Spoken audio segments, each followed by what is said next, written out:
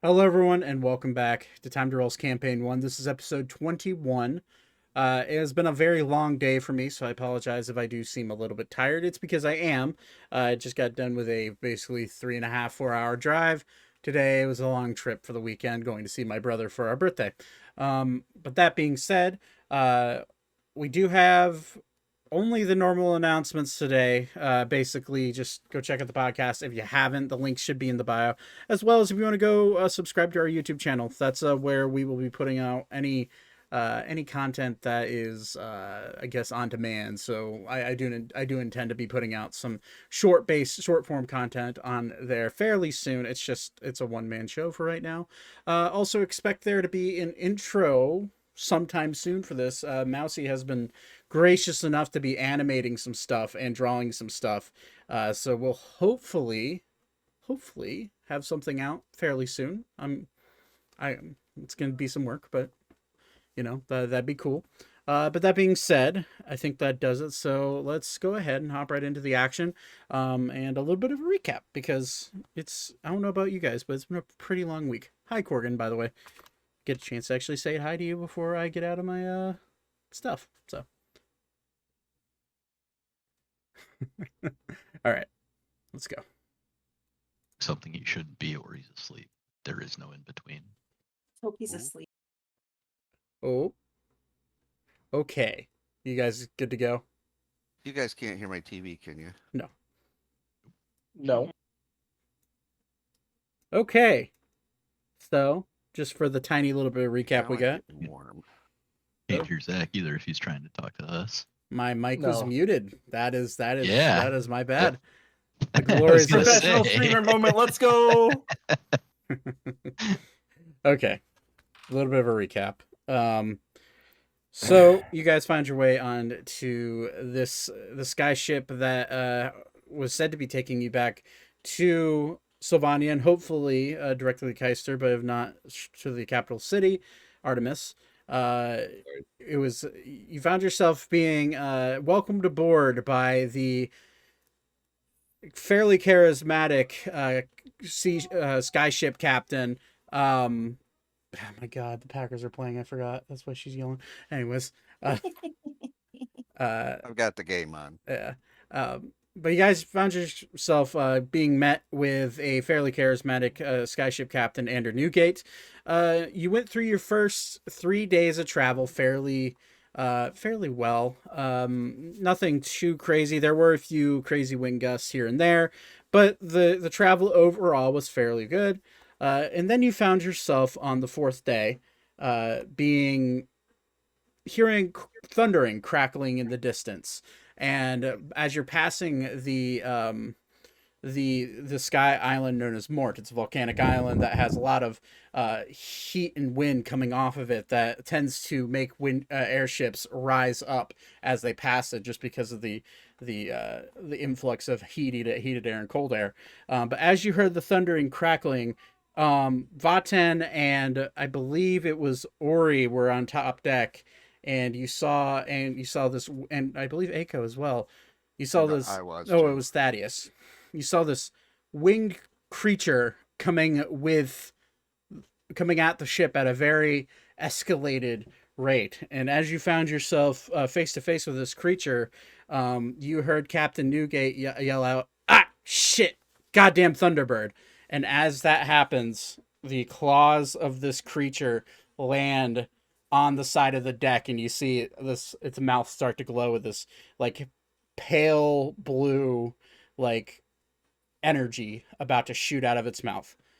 Let's all roll initiative, please. I don't remember hearing about the sick guitar riff starting up. When did that happen? It's happening. That's not the sick guitar riff I meant, but still. Is there a sick guitar? Oh, yeah. All right. Let me shut my door, because they're going to be, if the Packers lose, they're going to be mad. If the Packers win, they're going to be yelling. Either way, there will be yelling. Yes. It's the Packer household. Actually, My they condolences. went overtime. I don't know. Yeah, who's I'm winning. sorry. Why are you Well, sorry? Dallas has the ball 'Cause- right now. Packers. The Packers are great. I don't know what you're talking about. They suck Not this this year. season, they're not. They suck this year, but Okay, I got to roll initiative for everybody. Uh-oh. I got to go and roll initiative for Alara as well. Nate. Yeah, I'm good. Okay. Oh boy, that's a shit roll for Beep. Sorry, Austin. What the fuck happened with my initiative? Boom, boom, boom. What do you mean? 8.2. That's just, yeah, that happens. Yeah, he rolled a 3. Ouch. Beep rolled a 5 plus 4, so it's 9.19. The percentages or the decimals, Todd, is based off of your modifier. So No, I To just help with tiebreakers. right. Yeah. I just 13 for I've got like +5, so 0.2. So 13 for Captain Ander. It's a 16 for him. It's shocking because he always sucked at initiative rolls whenever I played him. And Alan rolling fucking amazing as well. Which is actually his initiative is shit, actually. Like modifier. can I ask a totally off-topic question? Sure. In overtime this year, does each team get 1 possession of the ball? Nope. Nope. Not if the first team scores a touchdown. I can If the English, I first- swear. If the first team scores a field goal, then they do. Okay, all right. Yeah. I know they changed something. Okay. And turn for Ori, and turn. I already have Alara up, so I don't need to do that. But Tens is already up. For some reason, even though I already have the initiative order ran, it didn't like count it towards. It, like whenever you guys rolled and roll 20, it didn't immediately add it for some reason. Yeah. So I have to- So Hates you. you have to click on your character token and then roll in your sheet. Okay. Beep's already rolled. I believe that's it. Yeah. Okay. So Alara rolled a dirty 20. Wow. So Alara goes off the rip. And Ori rolled an 18. What is Ori's dexterity modifier? +2. Okay, so roll d20 for me, please. 3. It's cocked for Alan. Okay, Alan goes first. This is 2 as well. Okay. This really was a bop. I'm glad I found this. This music. Natural 20 for Elka. God damn. Why am I not hearing the music? It's streaming. You Do should. you not have the stream up? I do. Do you have it muted? You have it, turned way down. I had it. Apparently, it was down just enough where I couldn't hear it. Now I can hear it. And Thaddeus rolled an 8. Which is unfortunate. Thaddeus goes... Yeah, Thaddeus goes last. Since everyone kind of rolled okay for initiative. All right, top of the order. It gets the... I need to roll for the creature. I forgot to add its turn. Okay, cool. I can finish them. It rolled really well. Fine, really well. Like a Uh, 3? Did Aiko get into the turn order? No, he did not. I forgot to add Aiko. It's at 8. Okay. Actually, Aiko will definitely go before Actually, no, Aiko goes after Yeah. Thaddeus. Yep.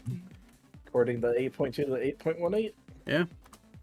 And then the creature rolled a... it does not get a dexterity... Actually, no. Does not get a dexterity modifier for its roll. So, but it did roll flat 19. Oof. Good Boy. thing we got people going before it. But we do have... It is a surprise round on its end as it's lighting up its mouth to shoot this breath attack out. I need... Is our I'm numbering this? gonna say she's down below protecting the kids Okay. because I don't want another NPC to man right now. No, you're good. I can man it. Where's your dragon though? Your dragon, it will be up deck, and that is unless you want him down below. Nah, I'll put him down below Okay. because the wind's too strong. He's too little. That's actually a fair point. Okay, you guys see it is a, what is the distance on that? Oh yeah, it hits everybody in this line, so 10 feet. It's going to hit, can I draw, please? Thank you. It hits everybody within a 15-foot radius of this. So, Aiko, you're above in the crow's nest, so it does not hit you. I need Ori, Alara, and Vaten to make a dexterity saving throw. Please. That actually doesn't suck. As I collect my dice to roll.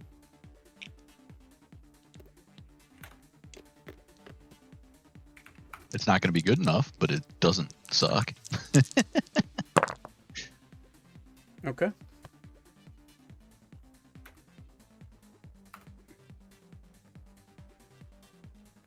That is okay. So for both Ori and Alara save, Vaten does not. So that is a 20 points of thunder damage to Vaten and 10 to both Ori and Alara. And Ouch. You said 10 damage? yeah, it's 20 halved. So. Okay. And then we will go. Okay. That is the surprise round for it. Elka, you are running up the stairs as you've felt as you heard Captain Anders say, "Ah, shit, it's a Thunderbird." Mm-hmm. So you are over here with Zane, and Thaddeus wouldn't be right there. He'd be more like around here. Well, I can only move 30. Yeah, you also have your bunny hop, and you also could. No, you're a fighter. You can't take your bonus action dash, but you could use your action to dash if you wanted to do that. So that would go here, and then I could bunny hop. Yeah. Which is.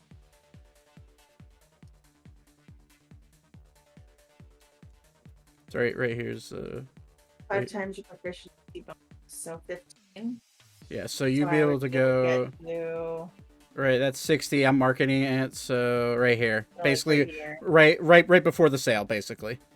Which the sail is down, but it's the clearance between the deck and the sail is about 20 feet, so you could fully see the bird from where you're at. I can't do anything. Whoops. No, but you'd be able to get closer, and you're a fighter, so you do have a bonus action if you could do anything. I had to use that with my Oh, with the bunny rabbit hop. Okay, well then, yeah, that's your turn then. Okay. Then that means it brings us to Alara. What does Alara want to do?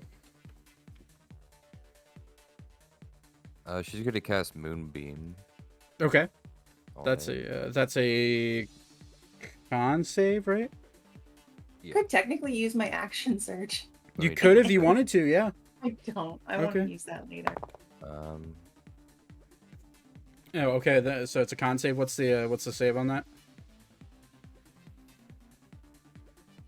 15. It fails. All right. Go ahead and roll your damage for her. That's 2d10. Okay.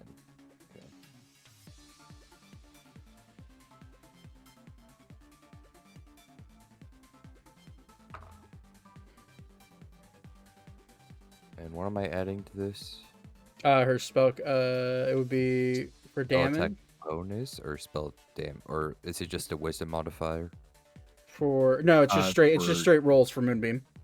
Oh, okay, just 14 damage. 14 damage. Good to know. Okay. And it's concentration, so she'll just keep it on there. On him. Alrighty. I need to find something to. I don't have my notebook. This is oh, this will work. Okay. And then does she Also want to do for anything the- else? Should also draw a circle or something to remember that the moonbeam is there. I'll do that. Yep. 14 damage to Let me look that. at so- her. Did she do anything as a bonus action? She could cast a cantrip. But and then Let we'll me go look. ahead and draw that moonbeam. Makes a little white circle around it.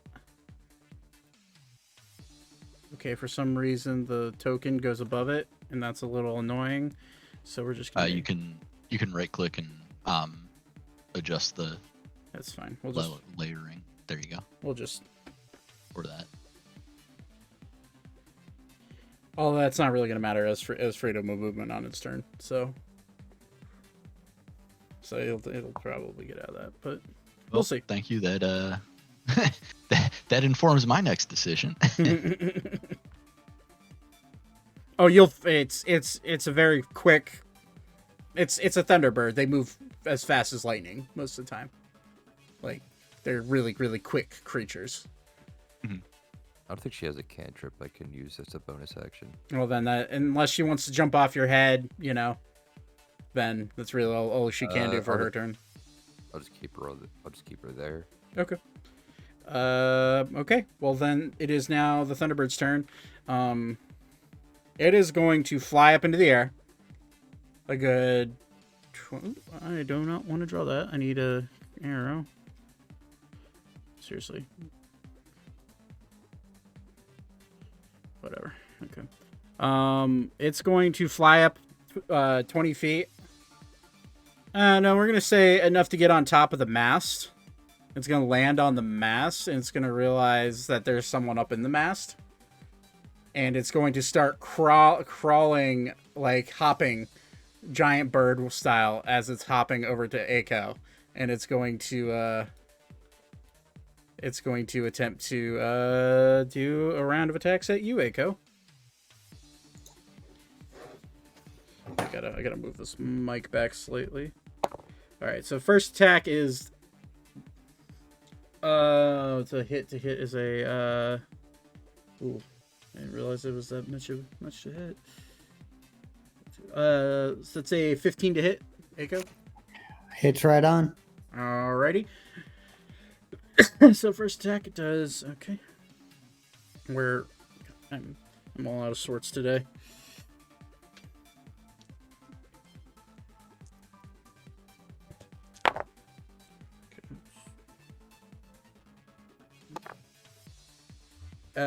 You take, as it goes to peck at you and bite at you, that is 17 points of piercing damage. Holy crap! How much? 17 for the beak. And now it's going to attempt to... Actually, it can't do a multi-attack unless it's using his talons, so... It's going to use the rest of its movement to fly down and land and hover about 10 feet in the air right here in the middle of the deck. And that is its turn. It's now Alan's turn. He's going to see this weird fucking creature. And, Can I interject something real quick? Sure. It looks like on the start of its turn, it takes more moonbeam damage from Alara. Okay, yeah, then go ahead. That's fine. And just go ahead and, it needs to make the save, actually. Doesn't it? That's how Moonbeam works? Yes. Constitution saving throw every... It's a 16 plus 9, so 25. That passes. Okay. Yeah. So it Right. Is it half damage? no, that's just to see if it takes any damage. No, it is still half damage. It is, okay, go and roll It's the starting damage for its that. turn there. Go Yeah. ahead and roll damage for that then.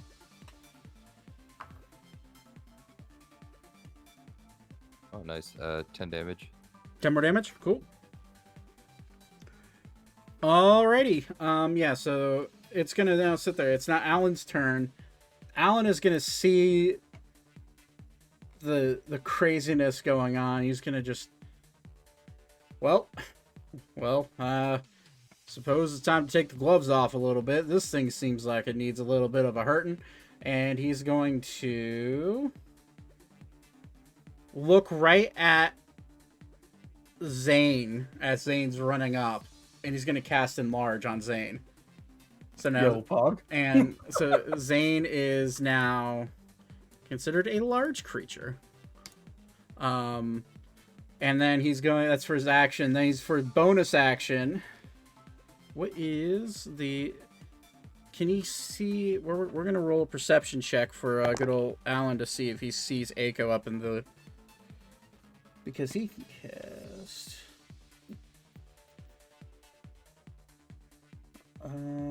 Actually he can't. I don't think he can. Hold on. He has that feat though.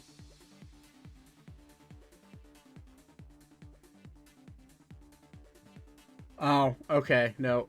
I did it though. Ooh, well, next turn.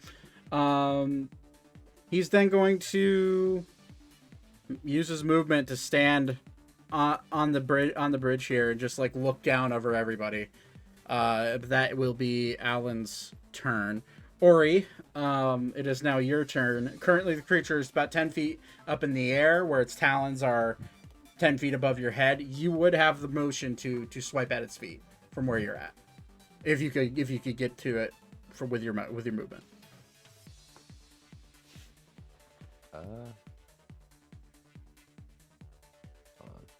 You could also throw something at it, I suppose. Can move. Throw Ilara. Yeah, I was just thinking that. Primal Savagery, Alara. Yeah. Can move. She should've- And how high is it? It's 10 feet up, so you could, where you're at, you couldn't hit. You'd have to stand right underneath it in order to hit it, because your reach is 10 feet, but It's 15 feet. it's 15 feet, right? But from where you're at, actually from where you're at, you would have to swipe at its claws, but it is a moving target. So Yeah, I was gonna say I'm 5 feet away from it. That's 10 feet up, so that'd be exactly 15. But I can roll like a disadvantage. I'd say because you're only swiping at its feet. I'd say roll with disadvantage. Yeah. Okay. I'm going to. Ori has his glaive and his greatsword out in each hand, so let me roll a strength check for the glaive. Okay. That passes. Let me roll disadvantage for the attack. Oh, nice. I rolled 213, so that's 23. 23 hits. Yep. And we roll damage. What type of what's the extra damage that it does? The glaive. Lightning. Okay. Don't. 1d6 lightning. Okay. Just making sure. Don't roll that. No. Go ahead. Okay.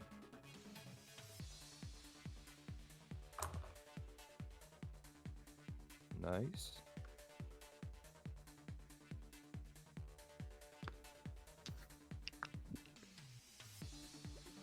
There you are. 37 damage. How much of that was lightning damage? 3. Okay. It takes -3 because it is immune to the lightning damage. So sorry. That's you said 37 in total. Yep. So. So just 34. Gotcha. Nice. Okay, so that is... Math is hard sometimes. Okay. I got the number. I'm gonna make a second attack. Go for it. With your greatsword. Strength. I can just use my glaive Uh, since it's just another action. okay, yeah. Let me roll a strength check. Nice, that passes. Disadvantage. You'll almost always pass that, by the way. Yeah. Fucking. I rolled a nat 20, but I also rolled a 16. 16. 16. Plus, Miss... Go ahead. plus 10. 16 plus 10, so 26. Yeah, okay, that hits. Let me roll damage. Yeah, this time you don't have to roll anything. I can roll it. Make her feel better. Or if you want to roll, you can roll it. I don't care, buddy. Just let see me what damage up. you could have done. Yeah. Do more damage. Whoa. Oh. Alright, that's 15, 22, 27. 27. Okay. Yep. Nice. It's a good round for you swiping at its feet. You're cutting the shit out of its legs, but it's still well in the air. I'm good at action surge. Go for it. Get it out of the way. Roll strength check. For action surge, you can only do that once per short rest, or is it per long rest? Short and long. Okay, so it's just a rest. Gotcha. That passes. I rolled another nat 20, but that's a 27. 27. I did, yeah. Okay, yeah, that hits. Let me roll damage.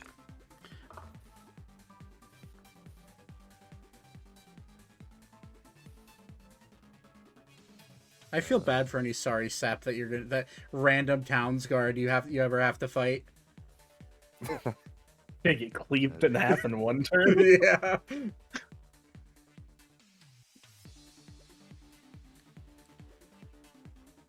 30 damage. 30. Nice. Yep. And I'll bonus action swing out with my greatsword. Sorry, my turns are so long. I just have a lot. Listen, as soon as I realized I had 2 fighters in this group, I was like, "Wow, this is gonna." Let's just hope they're not back to back. I mean, it's like a monk with a bunch of flurry of blows, just back to back. I should just roll all my attacks, like right off the bat, just to make sure they all hit. But I'm gonna swing my greatsword. Okay. With just regular disadvantage. That is, what is my greatsword? +5, set +7. 21. 21 hits. And then that's 2d6, right? Yeah.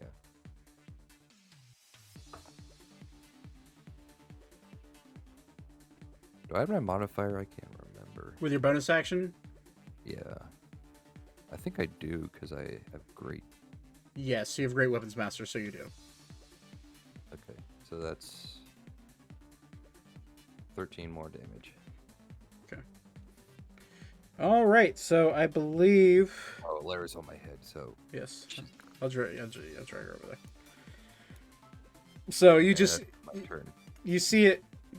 You see this creature... You see this bird just, like, rake across the entire boat with Thunder Breath, then immediately shoot up into the air and go and drive by Peck Aiko, fly down as like 10 feet above the air, and you just see Ori just like hoofing his ass over there and just He's like hopping a little bit. just treating it like fucking poultry to the slaughter. But it is still well within its normal health. But so that is Ori's turn. It is now Captain Anders' turn. He's gonna stay at the ship or at the wheel to keep it balanced. But you're gonna see him crack a lever down. Vaten will see this. You're gonna see him and Aiko will. You're gonna see him crack a lever down to where it's like holding the wheel in place, and he's gonna walk over. Well, didn't think I'd be using this right now. And he pulls out the same flintlock that Zane just fixed the last session ago. And he's just gonna boom shoot at it. That is with that little distance. 85 feet, so we'll be with disadvantage because it's a 60-foot weapon. It's a natural 20 and a 18, so it hits. And that does... Where are my...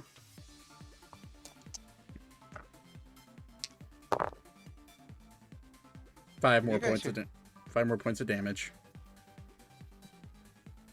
What was the question, Todd? Okay. I didn't know if you could hear me. Right now, my Discord is just sitting and spinning, so. Yeah, we can hear you. Okay. All right, so he's going to bonus action reload, and he's going to... He's just gonna stay where he's at the moment. Zane, it's your turn. You are enlarged. I am. What does that mean for me? That means you are basically, you have the same reach as Ori. And you Add a D4 to attacks. and you add a D4 to attacks. Fog. I'm just gonna get up on this thing and punch it with my thunder gauntlets. Okay, go for it. All right. And you would be rolling with disadvantage at this height. Even though I'm in large? It's double your size, so how tall are you normally? 6 foot. So you'd be 12 feet? Yeah. Your reach would be... Yeah, because it's the same as Ori, I'd say be rolling with... Because it's 10 feet up in the air. So you're swinging at its feet, basically. Well, yeah. But it's not eye level. It's above your head still. Just barely. Right. Okay. Well...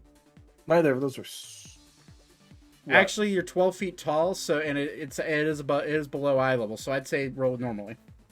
Roll normally? Do you want me to just re-roll that then? So I rolled twice already. No, just take the high. I'd say, fuck it, just take the highest of the 18 then. 18 hits. Yes, hits. Alright, so I need you.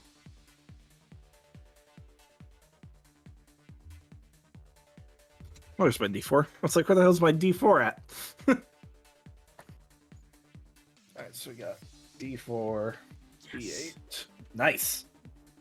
That's 8 plus 5 plus 1. 13? No, 14. 14. And that's thunder damage. Sorry. Yes. That's you hit it, but it's not taking as much damage as you thought. Fuck it, I'll whip the trident out then. Stab it. Go ahead and roll. I'll take that. Go for it. Alright, that's... I gotta look at the damage on this one again. I always get fucked up on this one.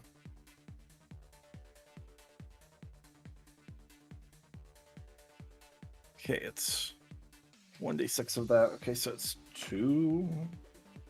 Roll. God, that sucks. Okay. So it's 7 piercing plus 2 necrotic. 7 piercing to 2 necrotic. Okay, so 9 total.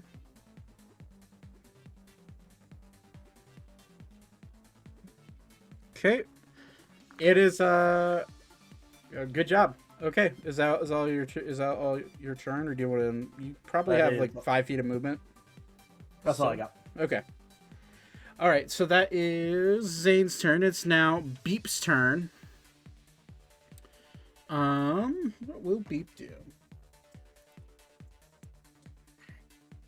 Beep is going to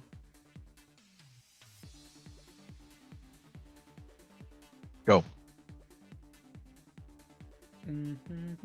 Beep's going to cast Dissonant Whispers on it. So that it needs to make a Wisdom saving throw, which it is not good at. Actually, it's okay at. And what's the spell save DC? It just barely fails. So it takes... Okay, it's cocked. Okay, it takes you see Beep like point over towards it and start speaking like very hushily, like beep beep beep beep beep beep beep beep beep, and you see it like the bird kind of like shake its head a little bit and then continue flying. It does 7 points for that, so okay. That is Beep's turn. It is now Vaten's turn. Okay. Oop. Am I here? I'm here. Yeah, you're here. Sorry, I didn't realize that. I don't know if you can hear the dog. I don't know if I was muted or not. I didn't hear him at all. Oh wow. Kudos to the blue voice filter, whatever. Problem is I can still hear him and he's very distracting. So I'm gonna go ahead and go. Helps if I have the select button. I'm gonna go ahead and make sure that I don't accidentally catch the sail with this. So I was 5, 10, 15, 20, 25, 30 towards it. And then I will go ahead and cast Scorching Ray at it at 3rd level. Excellent. So that would be 3, so 4 beams. So that's 1, 2, 3, 4. 4 beams. First one misses. Second one hits. Third one hits, and fourth one hits. So go ahead and roll your damage.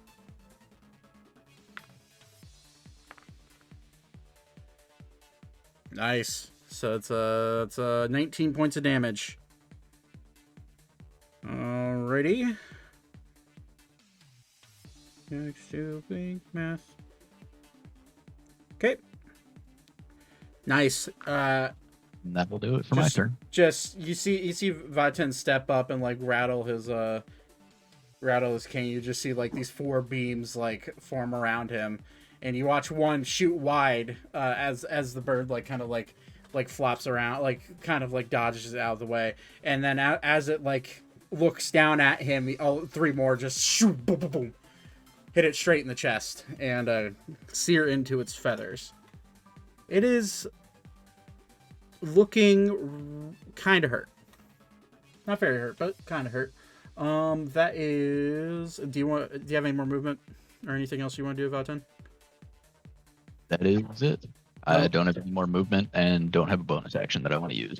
Okay, Echo, it is your turn. I thought Thaddeus was before me. Yes, he is. Never mind. I didn't put it that way. I didn't set it up that way. Thaddeus, it's your turn. Okay. Can you hear me first of all? Yeah. Okay. How many feet away am I? I can't figure out how to measure. You are currently you're 30 feet away from it, so you can move. It is out of your range of attacks unless you wanted to shoot your bow at it. Can I advance in and make a sneak attack? No, because it is above your range, is 10 feet up, so it is out of your range for melee. I can poke up with my rapier. Your reach is 5 feet. Okay. It's 10 feet in the air. Yeah, the only reason. If you shoot at it, since we're around it, you can get a sneak attack. Yep. Since it's not paying attention, if you shoot at it with your bow, you do get sneak attack. Sneak attack. Okay. Yeah. 17 hits. So roll for damage, add your sneak attack. And then sneak what attack is my is sneak attack? Is it 3d6 now? It's 3d6. Yeah. We're level 5, right? Yeah. All right. D6. 3. 15. So 8 plus 15 is 23. Okay, 15 points of damage. I need to do maths. Okay. After, do you have anything else you want to do? Want to move anywhere or? Well, I'm good here because I'm not going to be able to hit it. So, Okay. I'm going to prep my next arrow with poison. Okay, so you use your bonus action to do that. You can do that just fine. Is that the end of your turn? That is the end of my turn. Okay, it's now going to use a legendary action to use Thunderburst. So I need Zane, Ori, Alara, Vaten, Elka, and Thaddeus to all make a dexterity saving throw for me, please. Buddy. 21. Okay. Jesus. All right. Ori and Alara both got a nat 20. Damn.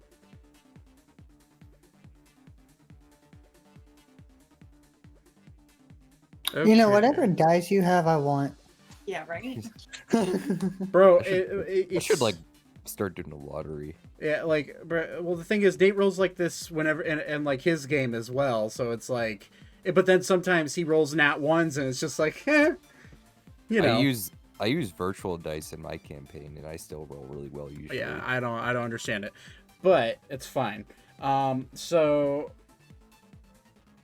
Alara, Ori, and Zane all succeed. But, however, I have a feeling this is not going to end well for me. I'm also very out of shape. 21, 24. So Vaten, Elka, and Thaddeus all take 24 points of lightning damage. And you are all now stunned for your next turn. Do we take half damage? And then Ori and Alera take half damage. Are So we that'd be stunned too? 24. So 24 divided by 2 is 12. Oh, okay. But that is its legendary action. Eiko, it is now your turn. You just watch this burst of like this this sphere of electrical energy shoot out from its wings and hit all your friends. Well, okay then. I'm just gonna take my new bow and just try to hit him. Okay, yeah, go for it. 12. 12 misses. Unfortunately. You're up top and you are fairly protected at the moment. Yeah, that's all I got. Okay. So that is the end of Eiko's turn. Elka, you're stunned. That's end of your turn. It is now Lara's turn. Wait, I skipped my whole fucking turn? Yeah, when you're stunned. Yeah. Fuck this game. Although at the end of your turn you can make another save. Thanks. It was worse. Okay. So yeah, you're still stunned. Them's the rolls, sorry. Alera, it is Alera's turn.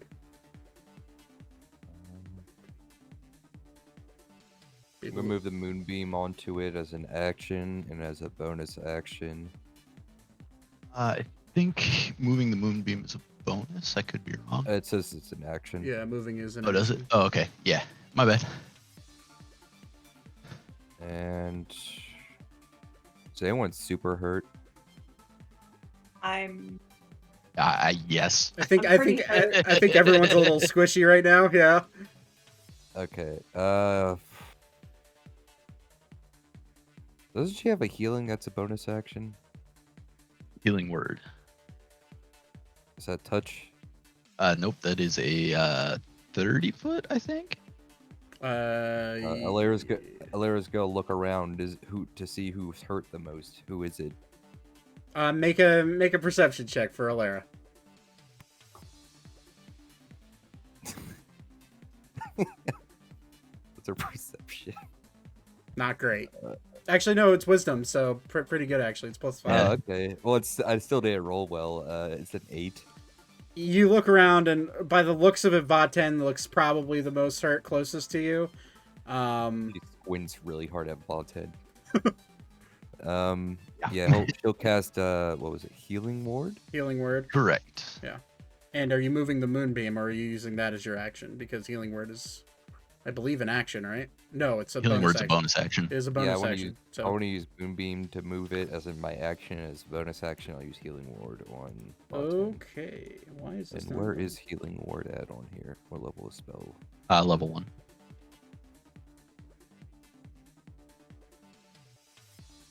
Oh, there it is. There you go. It is now moonbeamed again. And 1d4 plus spellcasting ability modifier. So I'm gonna clear drawings and redraw that. Is that a 7 or a 5? For spellcasting ability, I think it's a 7 for her.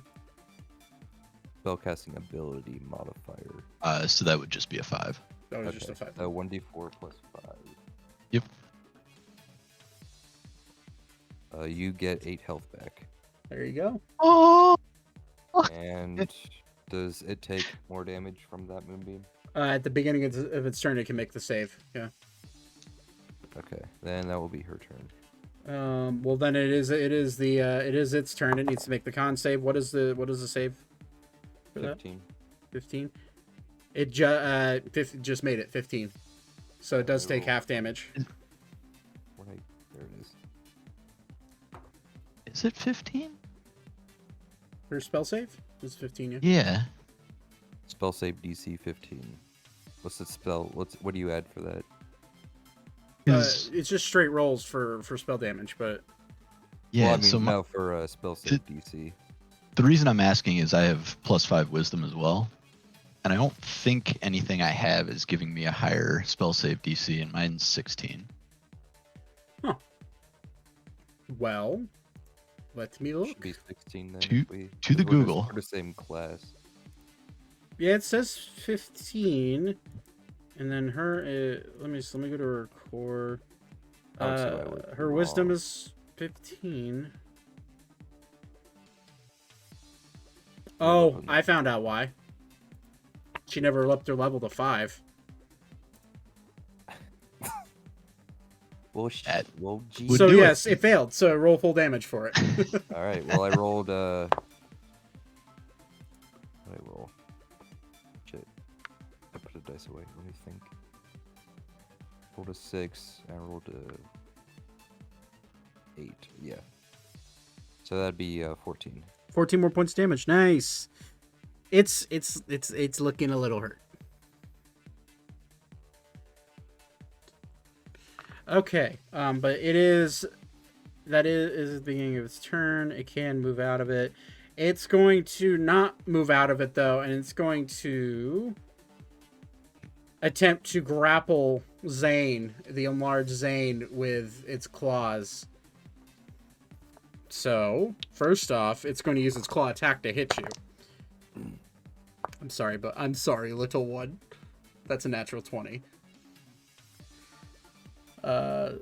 So I need to see. I've got a lot of character sheets open right now.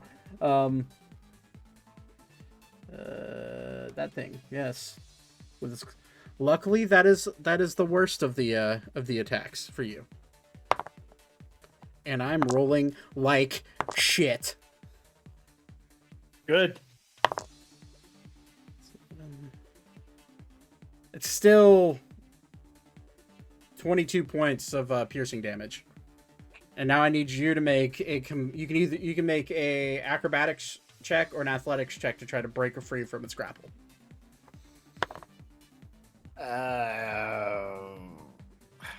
Okay. What's the total? Go acrobatics. Oh, yeah, we rolled it. 17. Oh yeah, you're able to break free easily. It rolled a 3. So yeah, it goes to try to grab you and lift you up, but you're too heavy in your enlarged form, and it drops you immediately. But it is now over here, right above Zane. And it is flying a little lower.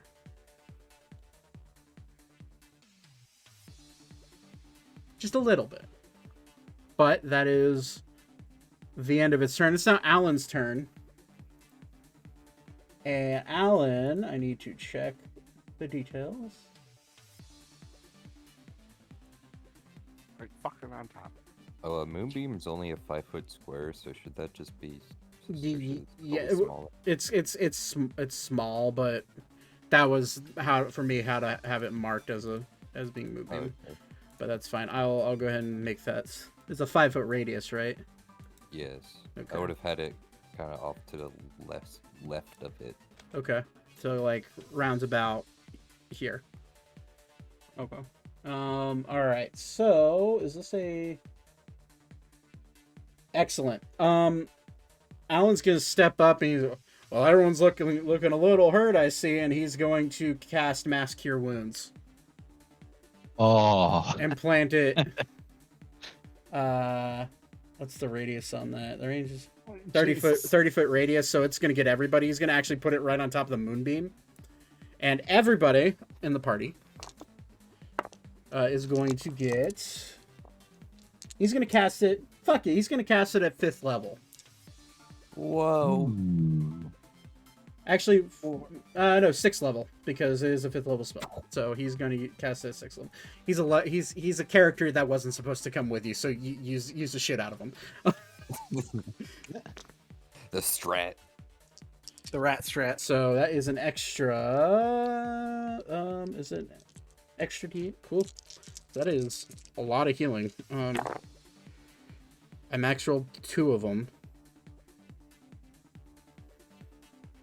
So all of you gain 10 plus 16, 26 plus this spellcasting modifier, which is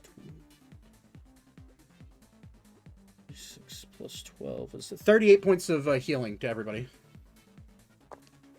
So all of you should be close to top. I don't even have to do any math. That's full health. per Yeah. person. Yep. Yep.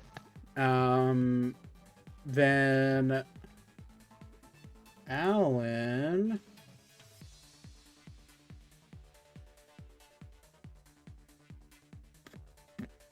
is going to attempt to speak at the bird using his speech of beast and leaf ability, which I believe that it's a Furbolg ability. Yep, all beasts and plants understand your language. He's gonna look right. Hey now, you know they're gonna end up killing you if you don't go away. And the bird's gonna look right at him. Or he waves. Or is the bird's gonna look at him, and he's gonna use his legendary action to send a another breath attack at Alan. And yeah, no one else is in the radius. So Alan needs to make a dexterity saving throw. I'm rolling like pretty shit tonight, except for a few rolls. Saving throws, dex. Luckily for Alan, that is a save for him. And he just beat it. But he still takes... Where am I? There.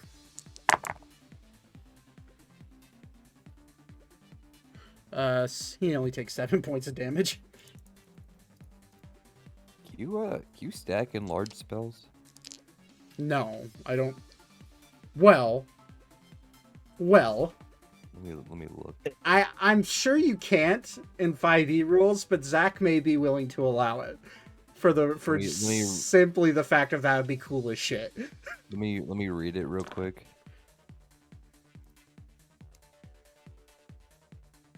But that is the end of the legendary action. Let's see if it gets it back. I just cast reduce size and return. 8 to doubles. That would be That'd be that'd be a very Alara thing to do. But Ori, it is your turn. Okay. It is about 5 feet in the air now, so well within your range for a normal attack. Oh, my camera's frozen. Stupid thing. Okay, I can move here and I'll attack it with the glaive. Roll strength. That passes. Roll an attack. Oh, I'm flanking.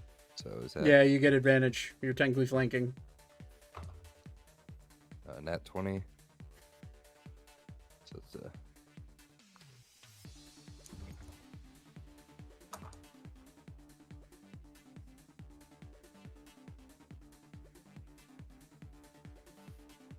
55 damage. And none of that's to the lightning. Nope, I didn't roll lightning. Cool. And I'll do extra attack. Go for it with that greatsword. Glaives, I can still use extra attack. Can I you? can just- Is it because of Great Yeah, I Weapons can- Master? No, that's just a fighter skill. Like if I Oh. make an attack, I can make another attack. With the okay. So technically, would you be two-handing it then, or would your greatsword still be in your other hand? I'm still one-handing each weapon. Okay. I rolled strength check for it, and I Gotcha. passed it. Gotcha. That's a 24 to hit. Sorry, did I roll strength? Yeah, I did.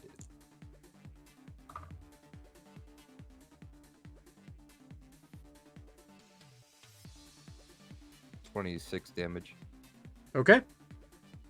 and I'll use great sword.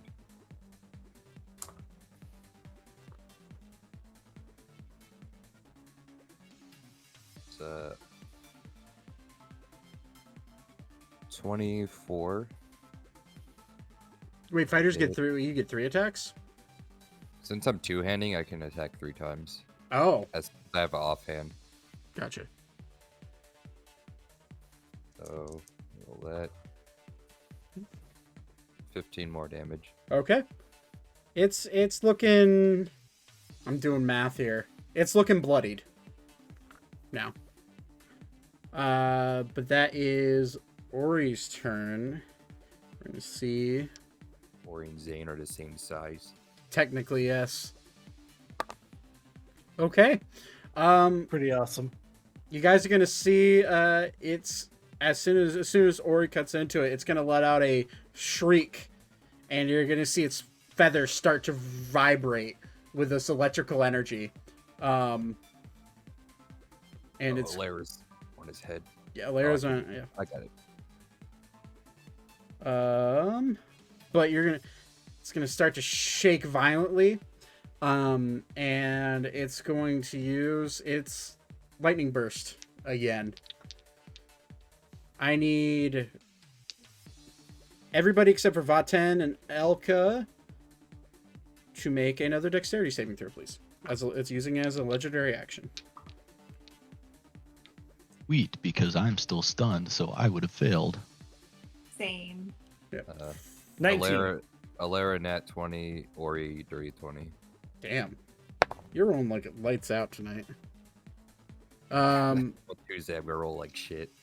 Yeah. Okay, so that is a failure for Alan and a success, natural 20 for Beep. Did Thaddeus get stunned? Or was Thaddeus out of the radius? No, Thaddeus was in the radius. I'm just looking at. I was in the radio. Yeah, but I think he passed his No, he rolled save. He rolled a 12, so no, he did not. Oh, okay. So yeah, so it's an automatic fail for Thaddeus because he's still stunned. Did Zane fail? No, I had Zane. 19. Yeah, okay. Zane, you succeed. Ori and Alara succeed. Alan fails. Thaddeus, it's an automatic fail, and Beep succeeds. So I don't understand. you're stunned, so you can't make a save while you're stunned. We still haven't rolled around to your turn because it was still top Okay. around because you could try to break out of the stun, but you automatically fail, which luckily I rolled low for you guys. So it's only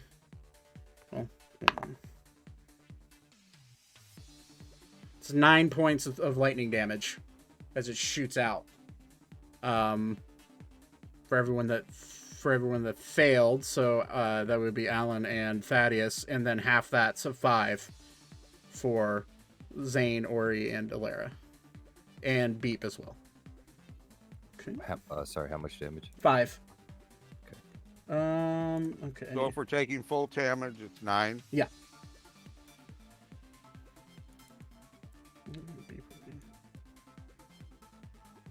And Alan takes the full brunt of it. Lara has a lot of health. Yeah. She's beefy. But that is its last legendary action for this round. How many legendary actions does this thing get? 2 per round, and it rolls at its turn to see if it regenerates, if it can use them again after the end of its turn. So now it's Anders' turn. Anders is gonna, boom, shoot at it again with disadvantage because he's far away. That's shit. You see, Aiko, you're the only one who hears it, but you hear his gun clink, jams as he shoots. He rolled a nat 1. He's gonna use his bonus action to try to clear that, but that is, you're just gonna hear him say, "Fuck, shit, god damn it!" But that is his turn. Zane, you made the save, but it is now your turn. I'm gonna look right up at this thing, reach into my bag, grab a rotten fish, and I'm just gonna Tasha's caustic brew it. Okay, that's a saving throw. It's a dex save, right? It's cocked. Yep. I'm aiming up, so it shouldn't hit anybody but the bird. So Okay, good to know. Good to know. Burb's dex save is really high. 19 on the save. yeah, it makes the save. Does it take half damage or is it just a all or Let me nothing look. one? Creature covered in acid. So each creature in line must. Yeah, it would it'd miss. Okay, so it just misses. All right, yeah. So it's a nimble creature. If it just flies out of the way. From how it's worded, at least it says But yeah, I'm reading make it. the throw or be covered. So Yeah, it's throw or yeah. Okay. So yeah, unfortunately that misses. You still have movement. If you'd like, you are within its melee range, just so you're aware. yeah, I know. I'm just gonna stay put. I'll pop a defensive field. Okay. But that is your turn. It's now Beep's turn. Beep is going to. Yeah, Beep can do this now. Now, is this spell... I'd have to look it up really fast.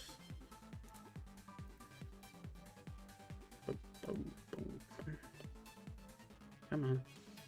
Filter. I know he has it. I just... he doesn't have his fucking spell sheet because he didn't... Okay, he does have it. So he's gonna walk up. And is it touch? Yeah. Okay. So he's gonna walk up to Alan. Alan being stunned, he's gonna cast I believe it does what I want it to. Sorry. Let me, just for the sake of him having this, grab You restoration. Yeah. I do not think it clears stun. Does it not? Blinded, deafened, paralyzed, or poisoned. Okay, so does not clear stun. That's fine. Either way, Paralyzed, technically a stun. no, they're two different separate. things. Yeah. Separate, yeah. Okay. Zach, real quick. Yeah. I just read about stacking enlarge. It says you can't stack two of the same spell on the same person. Okay. So Okay, Beep's going to bonus action healing word Thaddeus. I'm only down like 9 points. Well, no, how is that? You got hit by 2 attacks. You got hit by 2 of the same thing. That's why you're stunned. So you should have more than 9. Remember, he healed It us was all back. yeah. Alan Oh. healed us You're all right. back. I'm sorry. Okay, but either way, he is going to healing word you.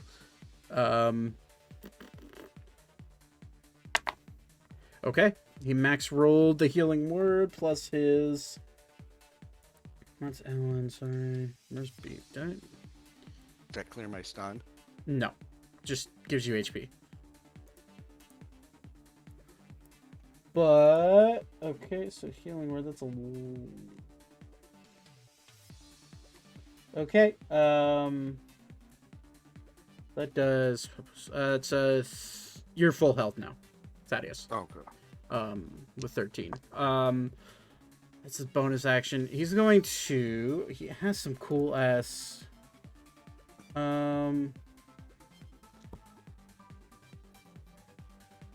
Bardic Inspiration. Yeah, you could use Bardic Inspiration as your action or bonus action. So he's going to inspire. How far does that go? Is it 60 feet? From Beep. Yeah. You're gonna see Beep. Feline nimbleness. I look pretty out of it because I'm stunned. So Yeah. if he's trying to go for me, that probably isn't a. Well, you could. He's thinking. He sees you're stunned, and Zach, knowing you could use your inspiration, try to against your saving throw. So he's going to feline nimbleness, jump down. He doesn't have to make a saving throw. He's going to move the rest of his movement because he's fucking crazy fast. And he's gonna inspire Vaten. So that is a at this Huzzah. level, it's a D8. Duly noted. So that will do. That's Beep's turn. Vaten, please make a dexterity saving throw.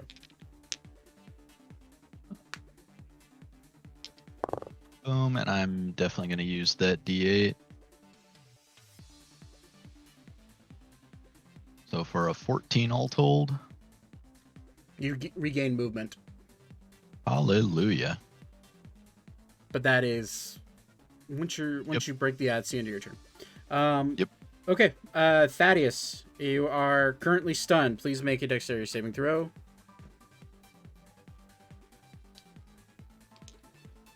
The 12. You are still unfortunately stunned, so your turn is skipped.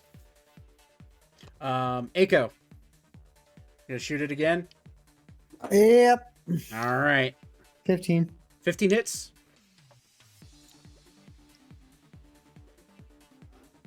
Is that? Did you? Oh yeah, there you go. No, yeah, I hit the wrong button. 7. 7 points of damage.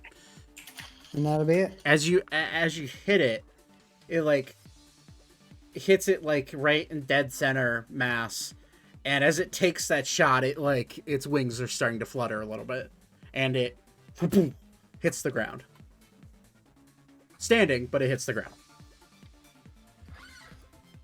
Okay, good to know. That is the end of Aiko's turn. Unless you want to try to hop anywhere, move anywhere. No, Okay. Nope, I like my crow's nest. Fair enough. Elka, back to the top of your turn. Make a dexterity saving throw. Nat 20. You break free of that stun easily, but that is unfortunately the end of your turn. It is now Alira's turn. She's gonna cast. It is on the ground now, just as an FYI. Yeah.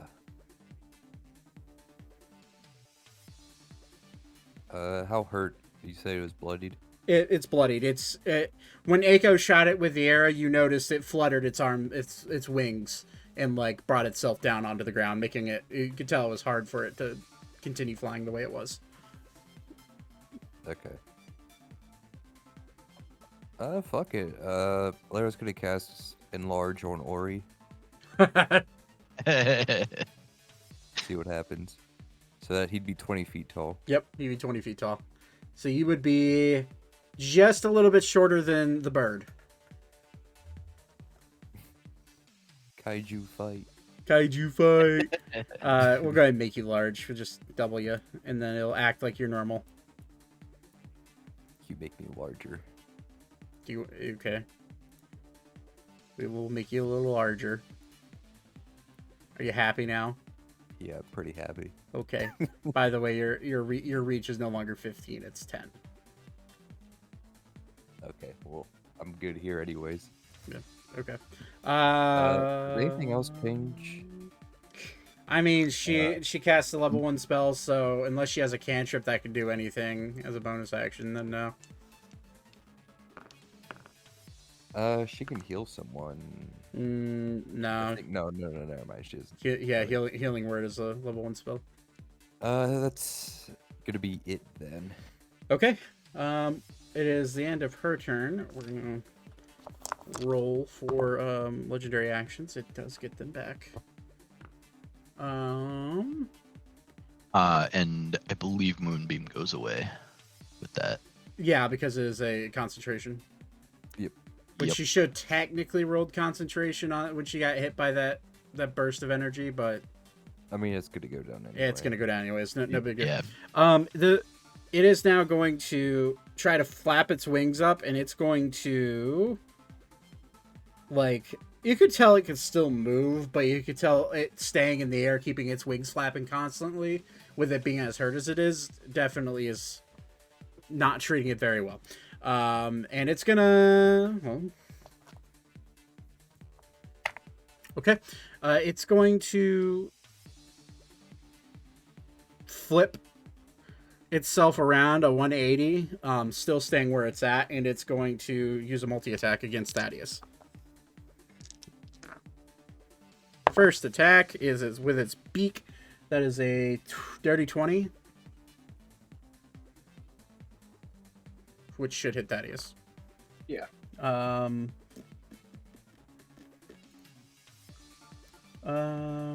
need to find what dice to roll because I've never ran this creature.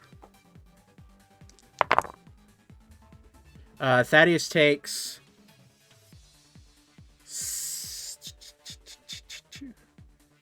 Thaddeus takes 20 points of piercing damage on the first attack. I rolled kind of high. And now it's going to attempt to use its claws to grab you, Thaddeus. First with an attack. 26 hits. And now we need to 5, 11, 12. Okay. It's another 12 points of damage to Thaddeus. As it grabs you, Thaddeus needs you to make a acrobatics or an athletics check to try to get out of its grasp. You're trying to beat its... I can't. I'm stunned. Oh, you are stunned. Damn. So it is an automatic fail. So Thaddeus is now grappled, and you see the Thunderbird kind of content with the fact that it's now grabbed what it was kind of looking for. And it's starting to slowly fly up.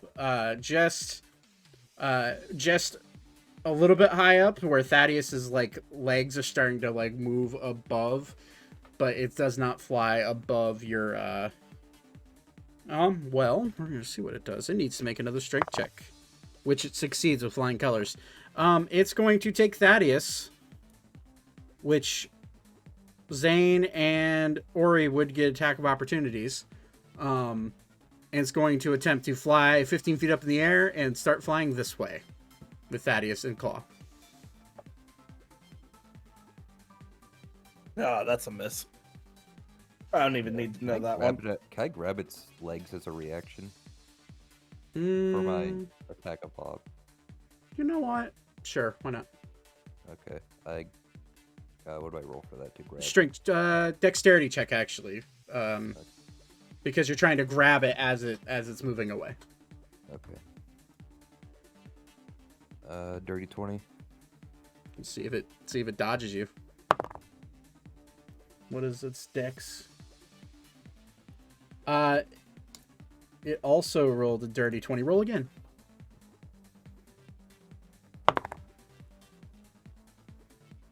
$21. You go to grab it. I'm going to say for the sake of the tie, you do happen to grab its leg, but as you grab it, it slips out of your hand. And as you go to grab it again, it flaps its wings once really hard and shoots up into the air. You missed. It is now about 20 feet up in the air with Thaddeus in tow. But that is its turn. Alan, he is stunned currently. Oh, I just dropped my d20. Where did you go? What did you roll? I actually rolled that. No. Wow. Alan makes a save. So Alan is no longer stunned, and that's the end of his turn. Ori, it is now about 20 feet up in the air.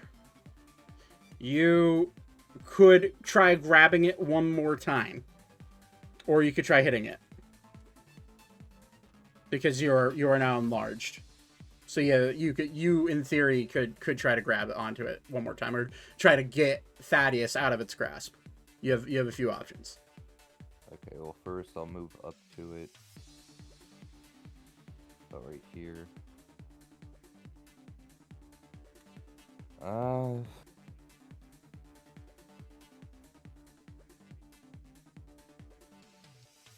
gonna grapple it.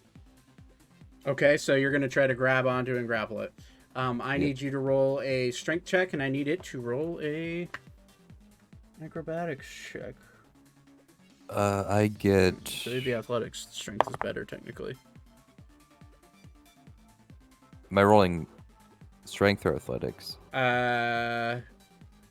It's if you're. I'm gonna say go ahead with athletics.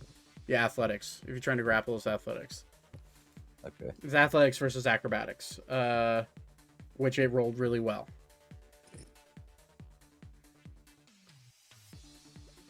Let me double check something real quick. Mhm.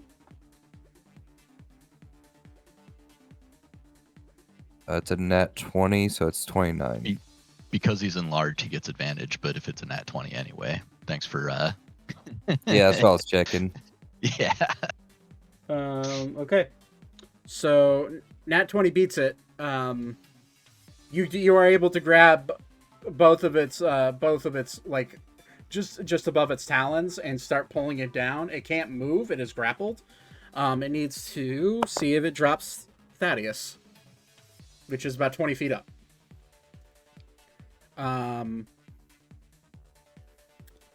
Sometimes the dice write the story. Still over the deck of the ship, Still right? over the deck of the ship, just where he's at Okay, right now. okay, is, but I was gonna say. Thaddeus, Yeah. as you grab it, or you grab the bird and you're like, huh, got it, and then you just watch Thaddeus tumble down 20 feet to the floor. It's only 1d6. It's only 1d6. It's fine, but still, Thaddeus takes an extra 5 points of bludgeoning damage as he hits the deck, stunned still. But that is you're grappling, Can so I that's. Can I try to pull it in closer? I'm gonna say. Yeah, you haven't used your bonus action. I'm gonna say pulling in closer, sure. You want me to roll another athletics? Yeah, it's actively trying to resist you, so roll another athletics. Okay. It rolled like shit, so yeah, you do it. You pulled it another 5 feet down to the deck. Okay. It is touching the deck now, though, right? No, it was 20 feet up in the air. Its claws are 20 feet Okay. up in the air, so it's 15 feet up in the air still. But Ori has a firm grasp on it, being enlarged. It's like its talons are probably around its chest. But that being said, Ori, is that the end of your turn? I don't think you're doing much more. You use your action to grapple and your bonus action to pull it. So Yeah, that's it. okay. I didn't use any attacks or anything. It's going to use its legendary action to bury its claws into Ori's chest. Which it would, I'm going to say it would definitely roll with advantage, being that its claws are like facing you and you're holding on to them. It's grappled, so wouldn't that be disadvantage? It would be disadvantage, so it would be a straight roll. Okay, we'll roll them. The hit is 18. That hits. Okay. That is with a claws. That is these. Oh, I didn't mean to roll a d10 with it. Ori takes 23 points of piercing damage as it buries both claws into your chest. It's an active fight between two Goliaths right now. Yeah, so that is its legendary action. It's now the captain's turn. He's just gonna fucking hell and see that it's grappled, but he's still really far away and he's gonna try to shoot at it again just to see if he can try to help you bring it down more. Okay, hold on. Okay. With that, it hits, shockingly. It hits the Thunderbird. It takes 6 more points of damage. And as it hits, it like claws like lessen their grip on you, Ori, as it gets hit, but it's still trying to actively attack you. That is the captain's actually going to. Anders going to back up. He's going to use his bonus action to reload. He's going to use his movement to move back over towards the wheel. But that is his turn. So, okay. That is it. Zane. It's now your turn. What do you want to do? I'm going to say with a shot, Ori's able to like bring it down 10 more feet down so you could reach it. This is the way. So, net. Magic missile. This is the way. Do it. Roll. Was it just a level 1? Yep. Okay, roll your d4s.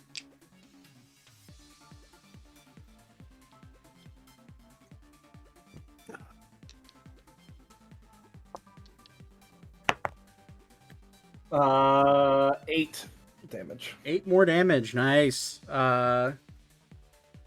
It's looking like one good swing from Ori would probably do it. But all right, that is, unless you want to move. Nope. Okay, that is Zane's turn. Beep's turn.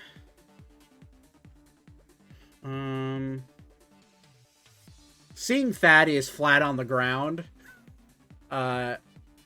Beep's going to, like, while this power struggle's happening in the air, he's gonna rush down because technically, I'm gonna say Thaddeus is right there. Beep's gonna run up and cast Cure Wounds at level 2 on Thaddeus. Am I in the air? Or No, you're on the ground. You're on the ground. He's going to cast Cure Wounds at level 2, which is 2d8 plus spellcasting modifier. So Thaddeus gets really, really good. That is 21 points of healing for Thaddeus. And Beep's going to bonus action. Bonus action inspire Thaddeus. So that way, so Thaddeus, you get a D8 on your next save for trying to get out of the stun. But that being said, Vaten, it is now your turn. Yes. Remind me, is Elka stunned still? No, Elka rolled nat 20 to get out of it. Okay. So the only person that's stunned currently is Thaddeus, and he has the inspiration, right? Correct. Cool, because I don't think I could get close enough to him to cast that spell anyway. Next question. Is the Thunderbird touching the deck? It's now 10 feet into the air. In the air, so Dang it. technically not, no. But it is Okay. grappled by Ori, so Right, but my plan needs it to be on the deck. touching the deck. Gotcha. Yep. So I will go with plan C. And just give it a first level fairy fire. Okay, it needs to make a deck save, right? Yep. It's good at those. It's Kinda not. figured, It's but- not good at those. That's an 11. Then yeah, he is bathed in a nice orange light. You know, for a creature with +9 for dex, you'd think that it would do well on that, but no, a 2 is all I roll. Roll Rip. again. But so now all melee attacks against it have advantage, or is it all the attacks? Any attack roll against the Very- affected creature. Very nice. Okay. So you have a bonus action, so you want to do anything? No, because I'm assuming I can't reach down and pick up a pebble. So No, there's no pebbles on this deck. Sorry. yeah, so no, I'm good. Okay, so that is your turn. Thaddeus, make a dexterity saving throw. You do have a D8 for inspiration to add to that. I would keep your. There's I no would need to keep the roll. inspiration. There's no need Yeah. to roll your inspiration. Keep that with you. Yeah. So Thaddeus is just. He's been flopped around like a rag doll and keeps subsequently getting healed by his friends. So it's. Okay. It literally looks like he's a test dummy, like one of the test crash dummies, and he's just like still and like getting thrown around, and then casually people are like walking up to him and like making sure his wounds are closed up. I completely forgot about my movement. Can I take that? Yeah, go ahead. All right, cool. Because I want to go 5, 10, 15, 20, 25, 30. Nice. Okay. Aiko. Shoot it again? Yeah. So did I? No, you nat 1. You're still stunned on the ground. That was my. Oh, that was just the D8. Oh, shoot. Sorry, hold up. Aiko, that hits, but we'll get to you in a second. Roll a d20. He did already. The dexterity save is right below the D8. Oh. 15. 15, yeah. Thaddeus is now awake.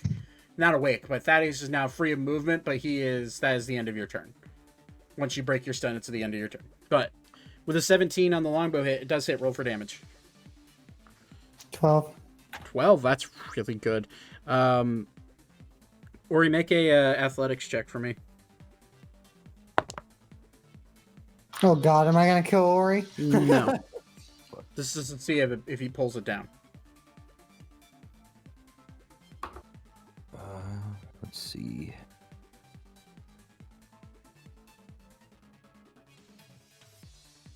$25. It stays where it's at. It beats your athletics, even after getting shot again by an arrow. But it's looking.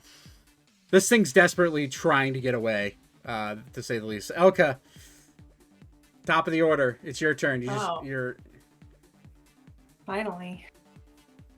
Okay. All right. Okay. I'm gonna hit it. It's 10 feet up, so it's out of your range. You could, if you wanted to hit it, the best thing you could do is maybe jump on Ori's back and try to stab it. Or if you had bunny hop, you could bonus action bunny hop and try to stab it. It's 10 feet up in the air right now. Its claws are 10 feet. I will climb up Ori because then I can take all of my action, like all of my hit. All right, that's fine. So you climb up Ori. We're gonna say you're right here on his horn. All right. And Ori, you just see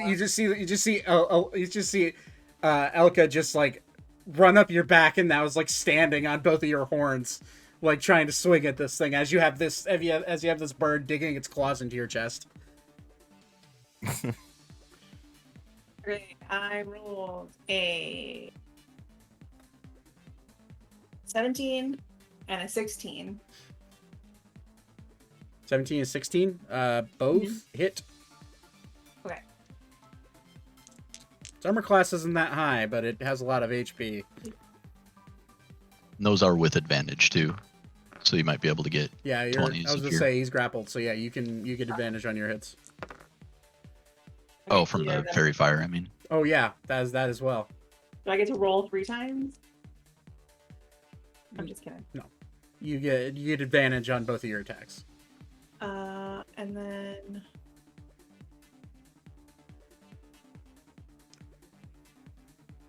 2d6 ice.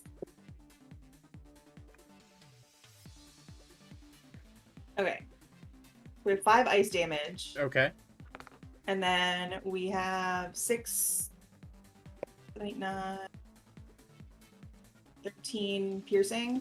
And then I have my extra attack that I'm going to take with my ice dagger, my ice rapier. So sorry, you said that's 6 plus 5 plus 13, right? No, So, 5 ice, 13. Sorry, I was counting out loud. 5 5 ice, 13 piercing. ice, 13. So 18 total. Gotcha. And then I'm going to do my extra attack Go for it. with my ice guy, which I rolled a 15, so that's plus my 7 to Yeah, attack. it hits. So we're gonna do 10 piercing and 7 ice. Okay, And then I'm gonna take my action surge. go for it. Okay, so then I get to hit twice again.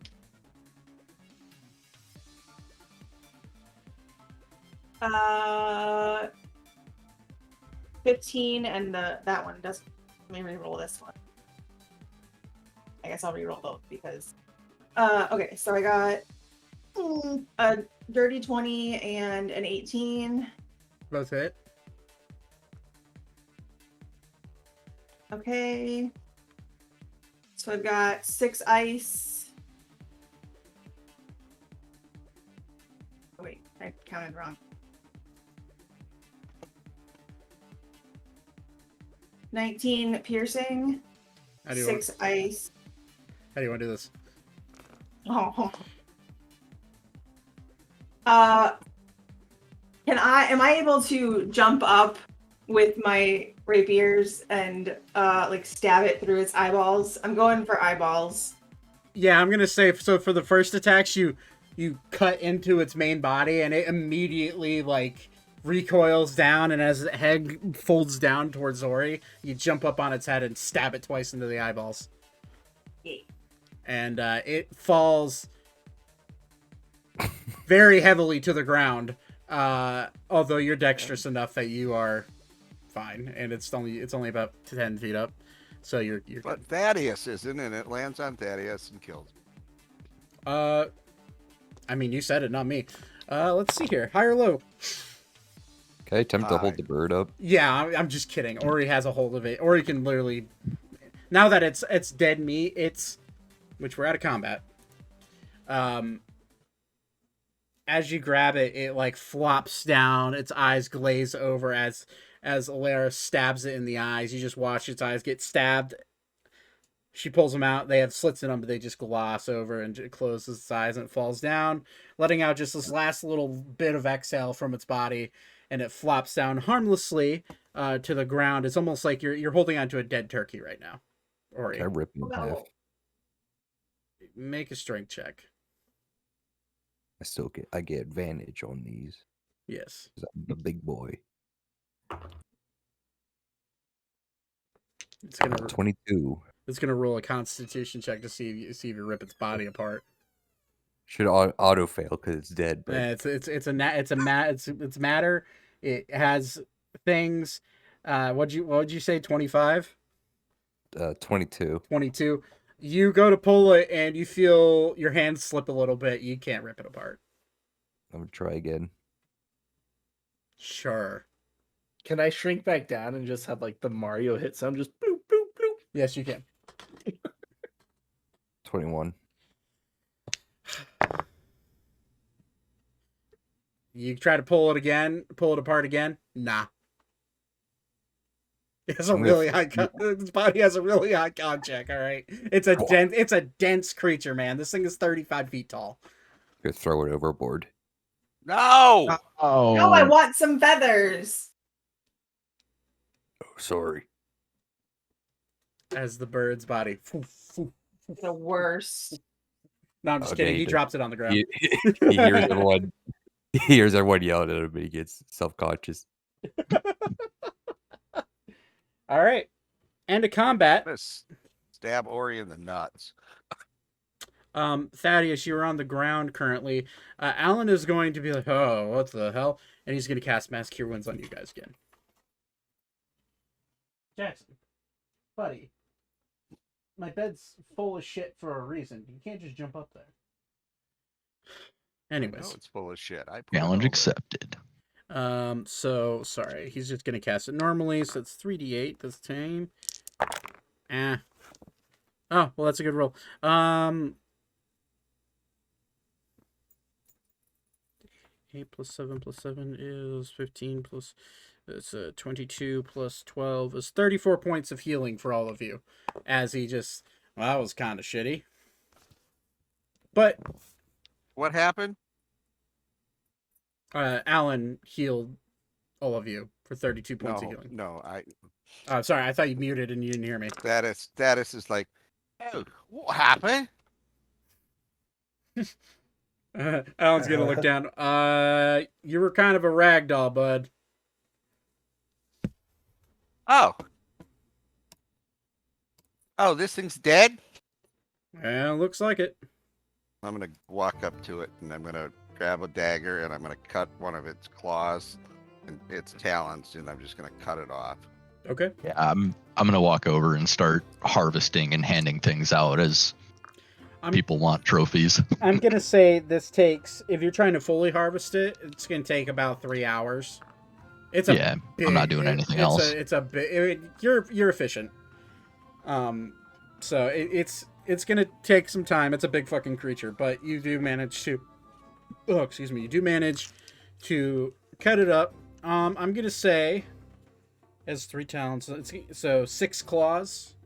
So whoever wants to add this to party inventory. 6 Thunderbird claws. 1 Thunderbird beak. Huh. 2 damaged Thunderbird eyes. Sorry. When you said I'm going for the eyes, I was like, oh, well, that sucks. I'm gonna say after some time, you pluck about 100 Thunderbird feathers.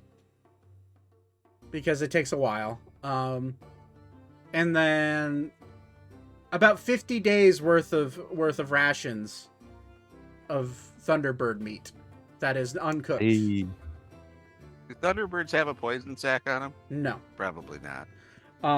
You also, as you're cutting into it, Vaten, your knife hits something that you've seen before a few times, but as you cut into it, it hits something hard, and you pull it out, and it's this like small little blue core, and it looks like a gem almost. That was inside of its body, and I'm gonna say make an Arcana check, Vaten.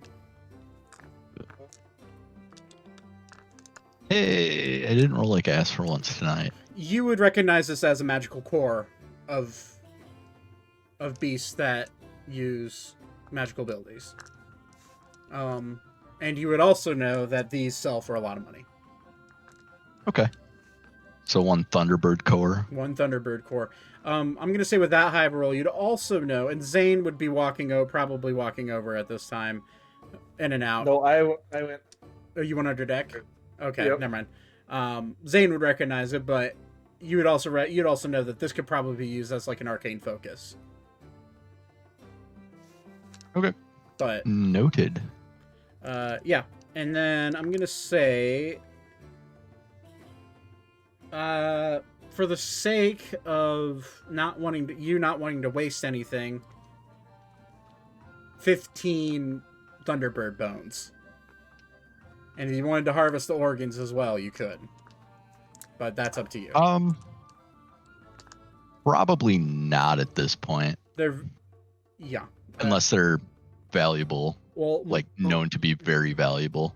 We could make No. brain cheese. You would know with the Arcana check that magical beasts organs sometimes have value.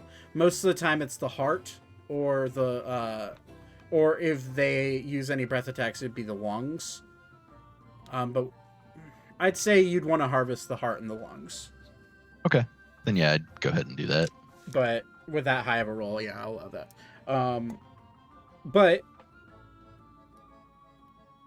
now that is over,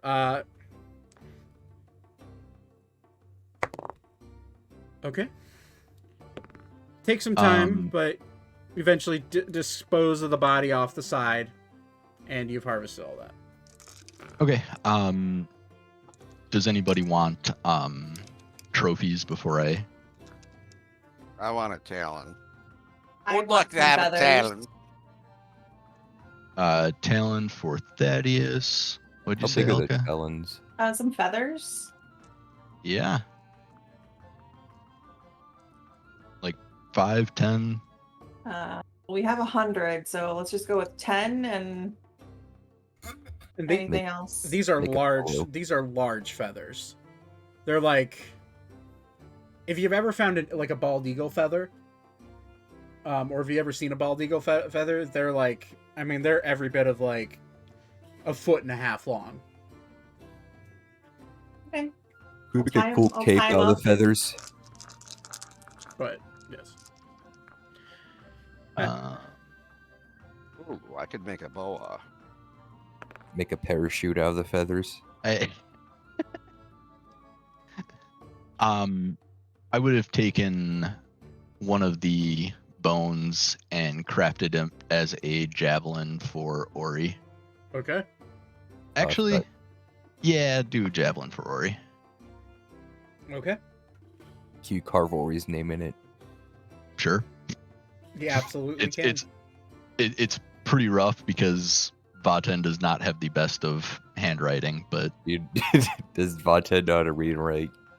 he does. Enough. Yeah. This is the bare minimum. Just passably. Yep. Oreye. You know what? He- For the sake of storytelling, Vaten, roll a performance check for me. Hell yeah. Hell yeah. So Can you roll intelligence too to see if roll he spells it right? also roll an intelligence check. A 13. with a nat 1 performance and the 13 intelligence, you spell it O-R-I-I-E.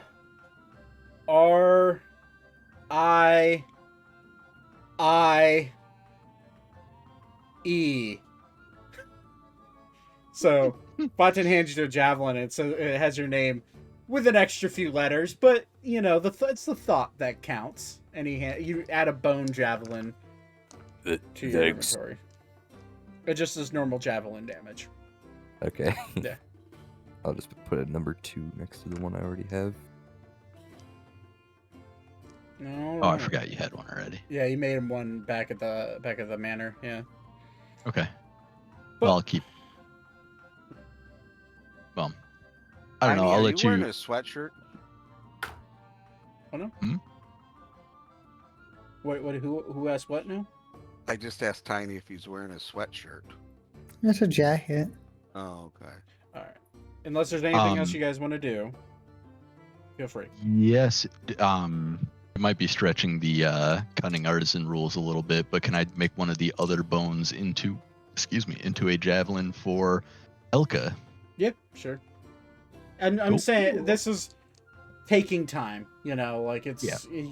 you're spending some time to do some craftsmanship, and Mhm. I'd say it takes you the better part of the day, and as you guys are passing, you're now completely passing the flying island or the sky island of Mort, and you're starting to see like more and more lava start to spew out of the volcanoes, and you're starting to see rocks flying off in different directions, but you're in a trade route, so you're off far enough that generally the rocks wouldn't be any danger, and you just watch as you see Except, you see a few birds flying around, and you do recognize a couple of birds that are flying close to the island, and it is the same thunderbirds that you just fought, and they're flying around about 1,000 feet away from you, towards the island, and you're watching as they're like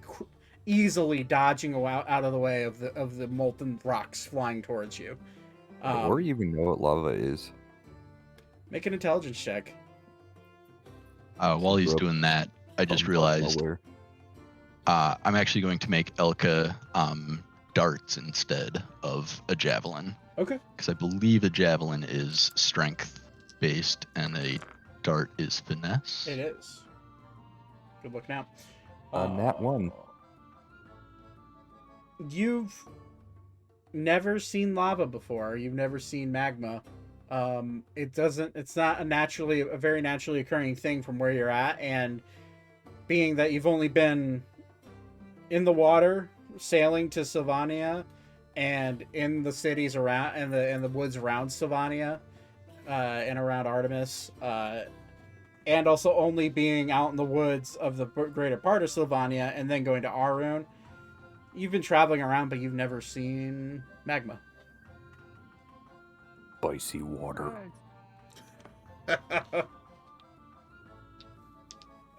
Alan, Do not try Dick, to drink it, large one. would Thaddeus know what lava is? yeah, you would. Large one, I don't think it's a good idea for you to try and touch that red stuff. It'd like burn all your fur off. Hmm.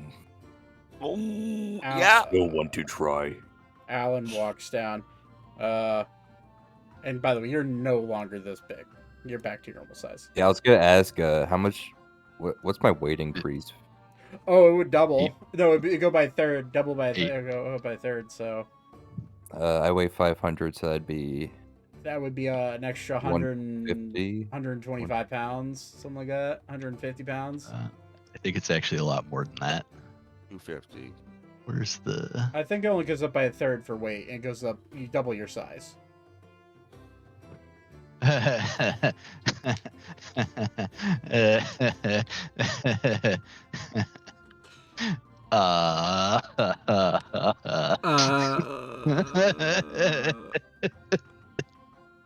What did I miss? Oh, it's multiplied by 8. So Ori weighed 4,000 pounds when that happened. Did the ship tip turn over? If I walked back one, what would have happened? I didn't realize this at the time, so it's not going to happen now. But for future reference, I would have had to roll Constitution saving throws for the boat because your hooves would have gone straight through the deck. They're not test rated for. They're test rated for Wait. average people. Up to 1,000 pounds, 2,000 pounds, maybe at max. Jesus Christ. So yeah, No, stay over there. You don't want to let me hug you, so stay over there. I don't want to hug you. Or, Wait, or he what? jumps, falls through and breaks the hole. Here we go again. And then all the rats attack him. And that's how Ori Sky dies. rats. That's how Ori dies. Okay. true But either wife. way, I'm gonna say as you're passing by, yeah. As you guys are moving along, day turns into night, and the 4th day passes. Unless you guys wanted to do anything before we go into the next day, it's up to you guys. We can I move need on. to rest. Yeah. Well, remember, you did just get healed by Alan. But also, yes, long rest will happen. Okay, so the night goes on without any issue. I assume Vaten stays above deck along with Ori and Alara. Yep. And at this point, Aiko, where are you? Are you just gonna stay up in the crow's nest? Yeah. Okay, as you're staying up in the crow's nest, you hear movement coming from the ladder below, and you look down, and it's one of the dwarven ship hands that is walking up. And oh, hey there. Kind of in my spot, little one. I don't care. This is my spot. I don't think you understand what I'm trying to say here. I'm being paid to be there. You're basically just kind of making me not do my job, and I don't get paid. And if I don't get paid, I can't feed my kids. And if I can't feed my kids, then I'm gonna look bad, and I'm gonna feel bad, and I'm gonna be a bad mom. So, Bad mom. Okay, so this crow's nest is big enough for both of us. I'm small. Make a persuasion check with disadvantage. Please, oversharing.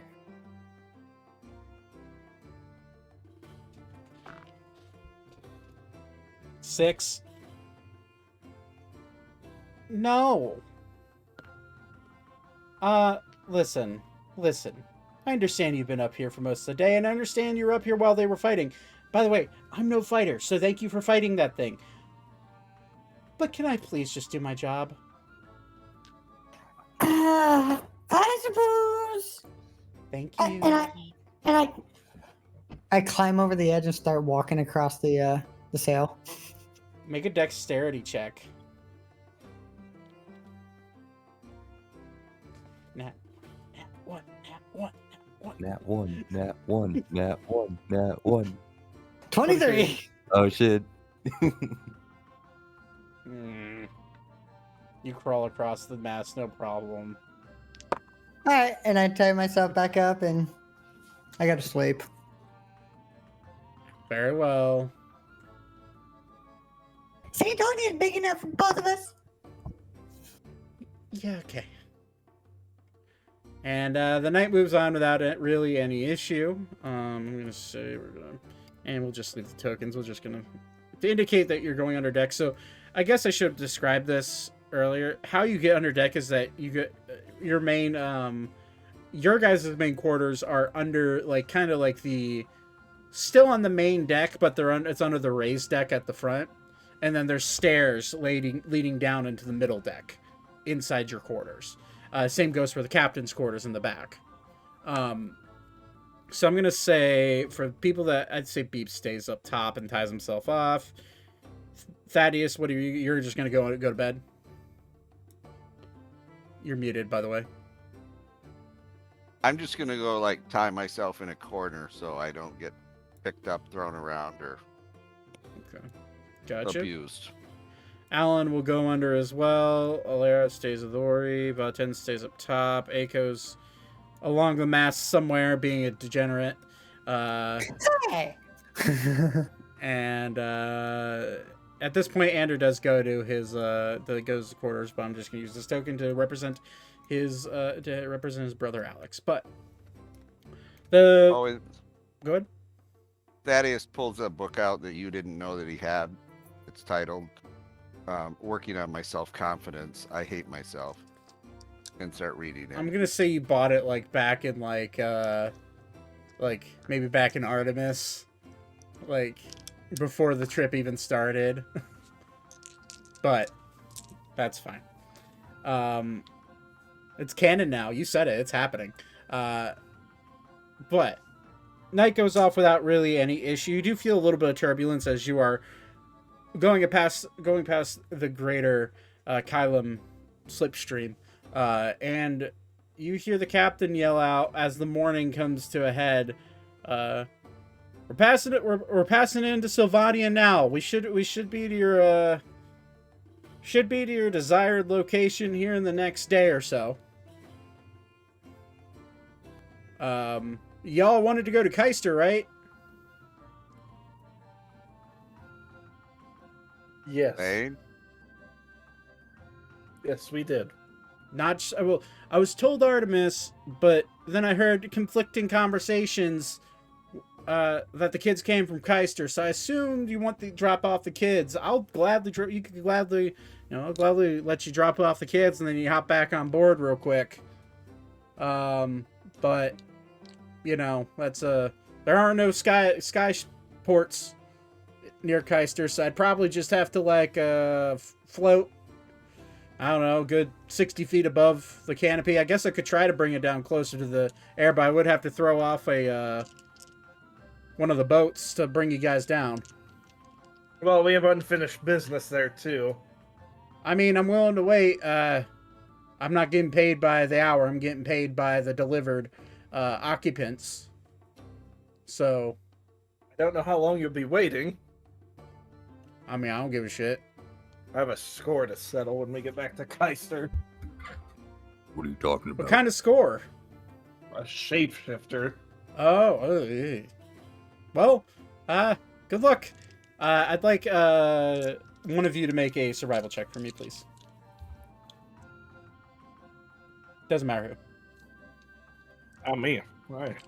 Vaten with a nat 20. Vaten, as you're sitting on deck, you are looking around and you're kind of like maybe look over the edge a little bit to see if you're truly above land. But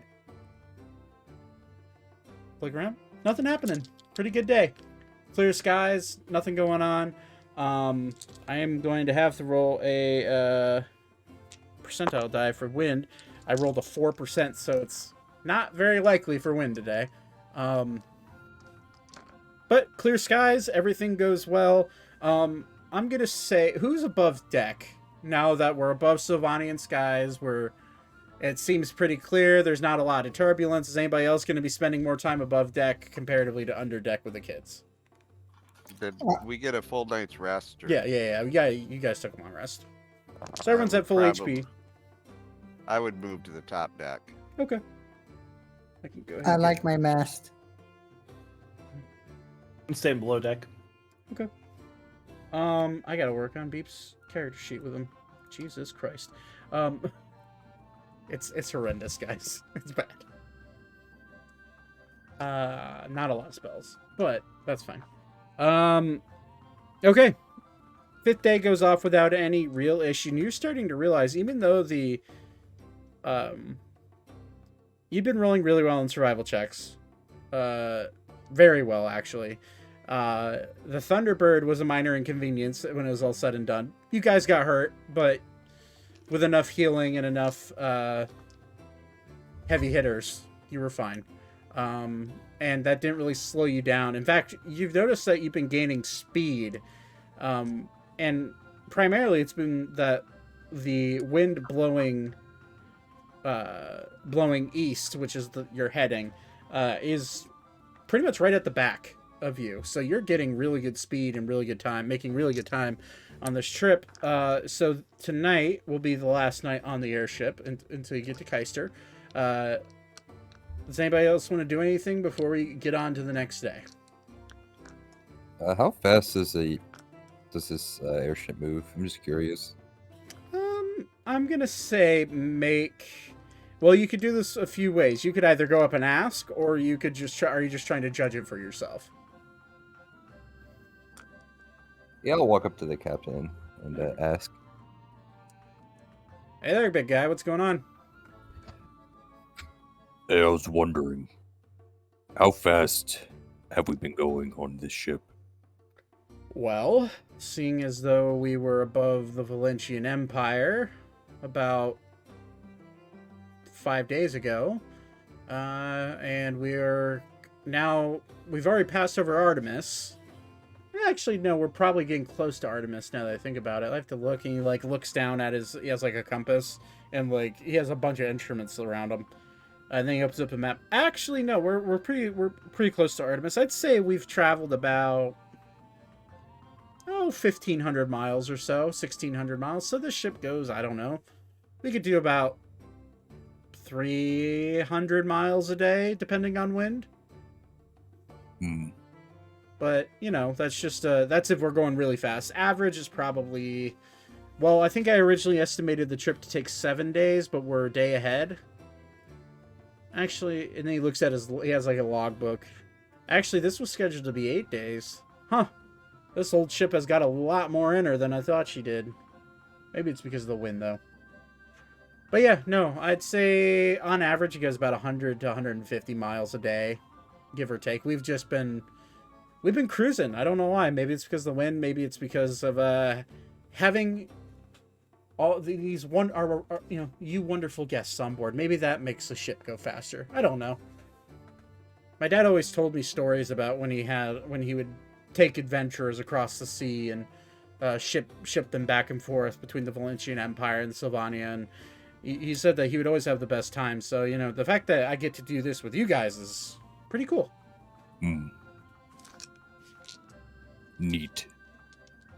Yeah, pretty neat indeed. Well, have any more questions for me there, or was that all you wanted to know? Anything special about that axe? Oh, this thing? No, just a normal old axe. I got it probably. I mean, the only thing special about it is that I stole it from some guy.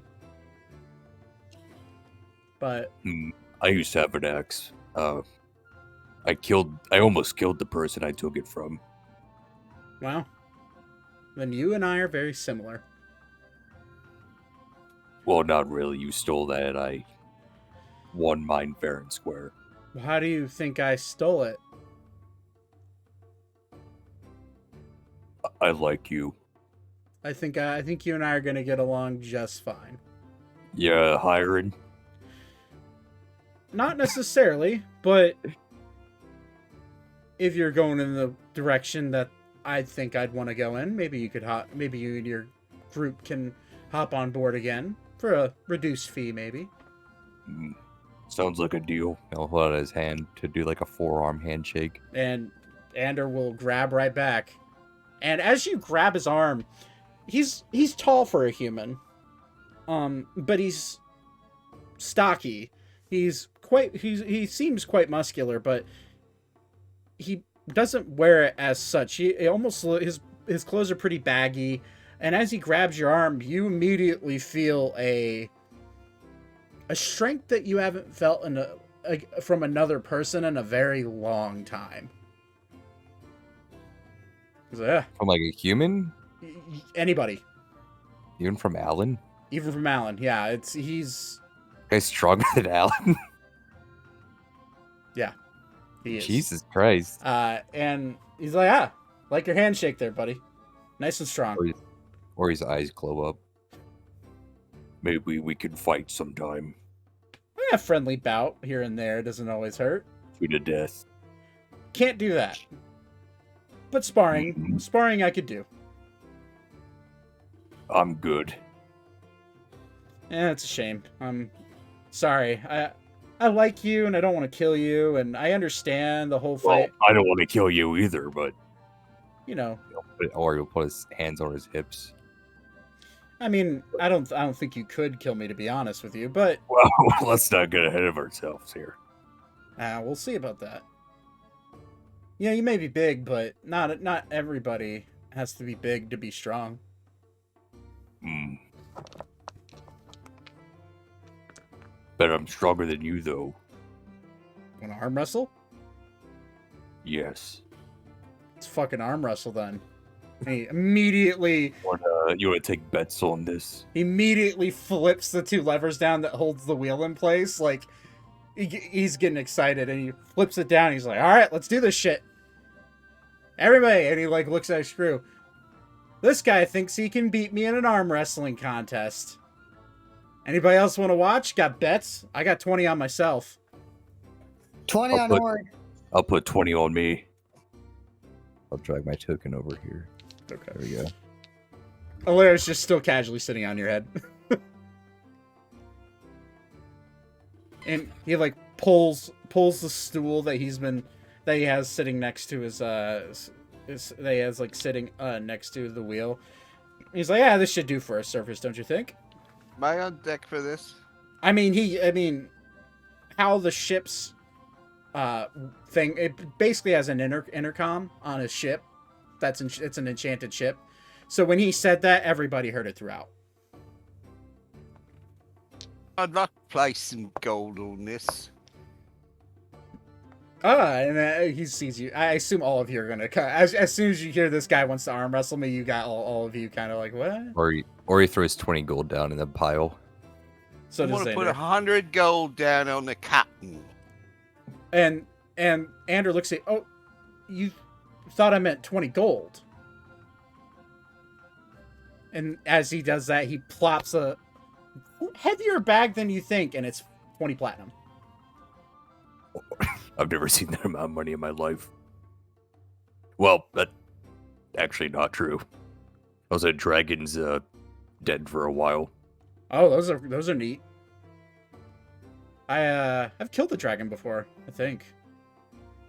Yeah. Or he's getting pumped up. Like this guy's the coolest person he's seen in a long time. It was Alan, but now this guy's like way cooler. And speaking of Alan, he walks up. What's going on? Oh. And he like walks over. Oh, you're arm wrestling? Oh, that's Actually, can I insight that dragon comment? Yeah.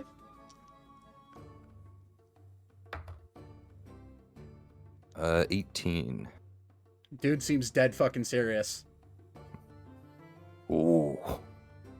It's like he's like huffing and puffing, his furs kind of flaring up a little bit. All right. Anybody else want to place bets? Anybody at all? So far we got Say $100 on the captain. 100 gold. Yeah. 100 gold on the captain.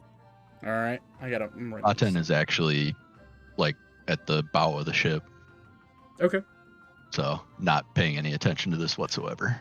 GP from Todd, 20 from Ori. I'm writing this down. 20 platinum. I want the rolls on the screen. For the sake of this, we're gonna say it's 200 gold because that's how much platinum is. But 200 GP, and I'm gonna say collectively the crew flips around and there's 20 on Ori. All right. And I'm gonna say the crew collectively throws in 100 gold to the captain.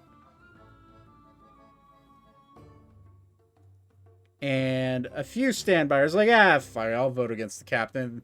And I'm gonna say 50 more gold towards Ori. So, anybody else want to bet on this? I'm good.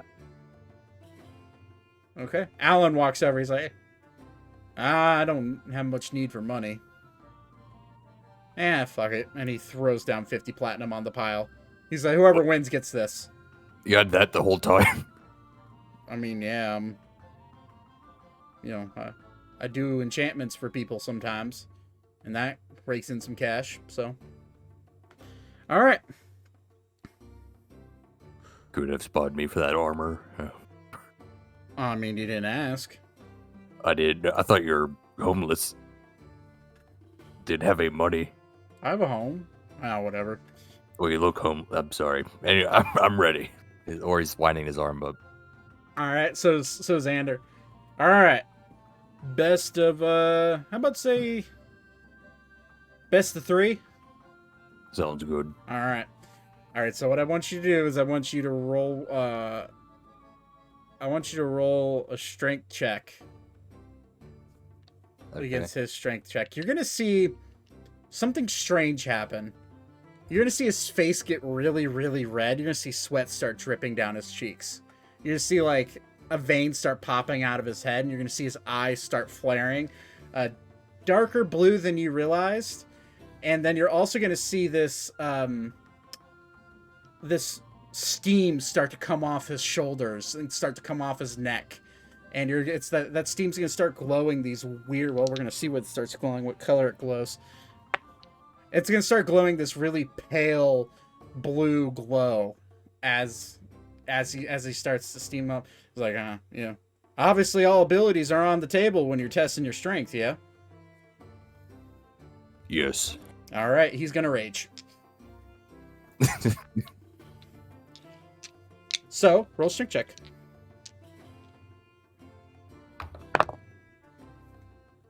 $22. I think I got rid of... no, his is right here. Cool. It's a 29 for him. Oh.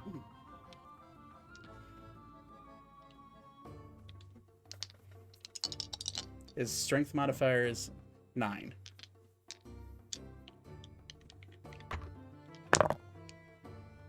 Shit. 16. He rolled pretty shit this round. You match. 16. So that's a tie. Bye. So if he wins one more, he wins. If you win one more, then it's whoever until you win 2, basically. Roll again. 16 for him. 23. There's a win for Ori. Roll one more time. Fuck. 15. He also rolled a 15. There's another tie. Oh, this is getting good. Rollies. Is the thing we're arm wrestling on like cracking or anything? Oh yeah, you see the wood start to splinter a little bit underneath your arms. Like as your hands are locked, you feel his grip just squeezing the shit out of your hand as he's trying to like force you down and like almost kind of hurt you. Not trying to like deliberately hurt you, but trying to like get your hand to weaken as he pushes it down. Roll again. Or his hair is like, or fur is like flaring and he's like concentrating really hard. You see steam just start to shoot out all from around him. Like it's literally starting to get like, well, steamy around. You can feel heat coming off his body. So roll again. 16. 28. Boom! Slams your hand down. And the stool breaks in half. And your hand is on the ground, like indented in the wood. It's like, well, I guess that's on me. Well, that's he starts counting. Well, thank you, crew, for giving me back 100 gold. I didn't have to pay them. Alrighty. 50 platinum for me from that guy, and then he flips you a platinum coin. Ori, he's like, he's like, thank you for being a good sport. Jeez, I wish I was as strong as you. You'll be there one day, buddy. Don't you worry. Now pinch his cheek. He pats you on the shoulder and like helps you. It like reaches out his hand to help you up. Did you hear the last thing I said? No. Or he said right now. Yeah, that's fine. We'll see if that lasts.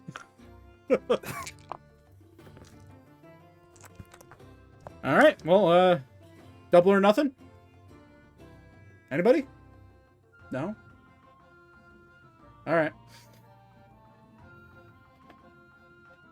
And he grabs his coins and like shoves it down, and which you've seen the satchel on his side before, but he immediately opens it. And you immediately recognize it as a bag of holding, and he puts his coins down into that. It's like, well, thank you very much. I have to get back to steering the ship. And the 5th day, unless anybody else wants to do anything, will end. How much did I make? You bet against Ori, so you would get, because there's 5 parties, so okay.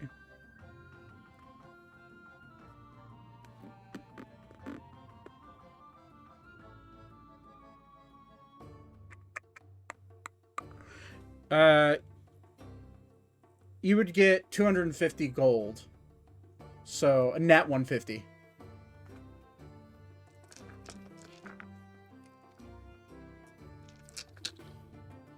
All right. 250 or 150? So you bet 100, you would get back 250. So okay. You're positive So it's net 150. So add 150. Okay. Yeah. So add 150 to whatever your total was before you bet. All right. And then Aiko wanted to do something. Oh, he's on the phone. No, I'm here. Oh, sorry. I thought I saw your phone to your. No, you're good. I kind of want to strengthen up Aragon, if that's possible. Yeah, sure. I want to bring him above deck and like tie, because I have rope. I want to tie a rope to him and have him practice his flying against the wind.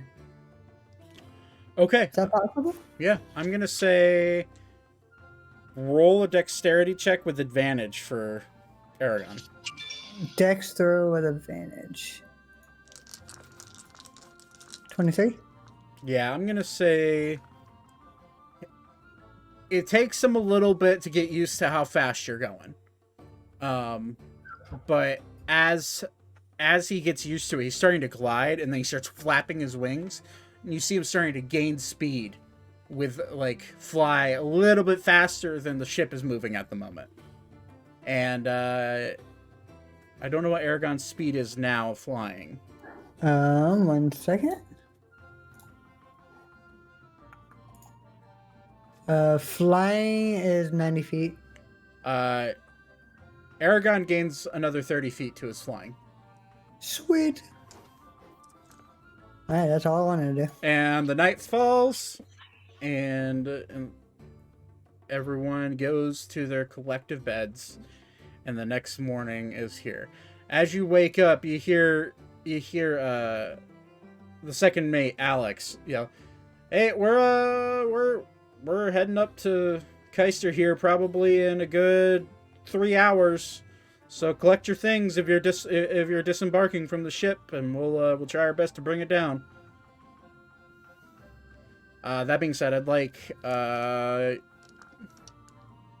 Ori, make a survival check for me. Okay. As you get closer. What's the survival check for? It's for just general seeing if anything is happening. Overall awareness and overall, it's my gauge to see if anything happens, basically.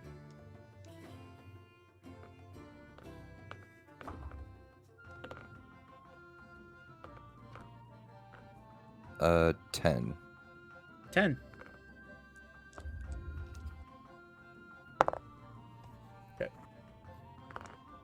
It's a pretty quiet day, but as you guys are getting closer and closer to the Black Run Forest, you immediately, all of you, as you start to fly over and get closer and closer to Keister, you hear a very familiar voice come into your head. "I see. You have returned. Welcome back. I see you've come in tow with many children. Congratulations, you're Task is finished. I would not land that ship anywhere near the forest. Be best to keep it in the air. Things don't like to fly out of these woods very often.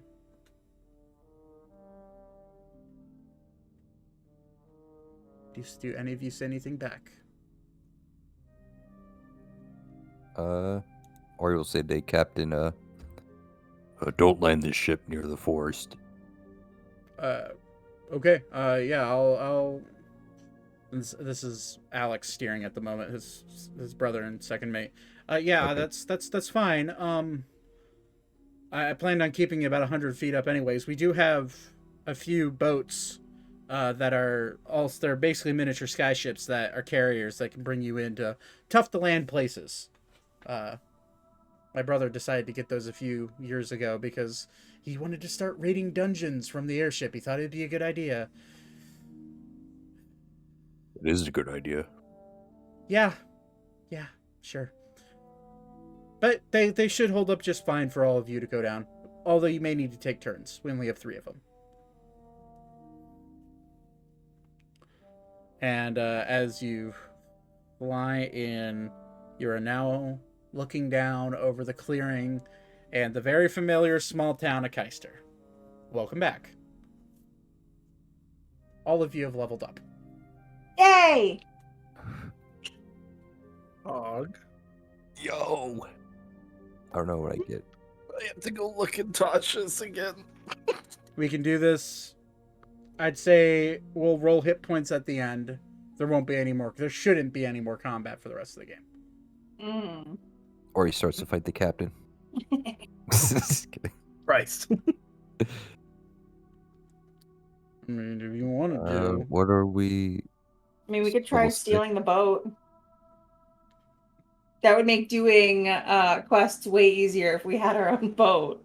You think you can beat him? Are No. we level? What level are we again? You'll be Level 6 now. Yeah. Okay. Congrats. I get ability improvement.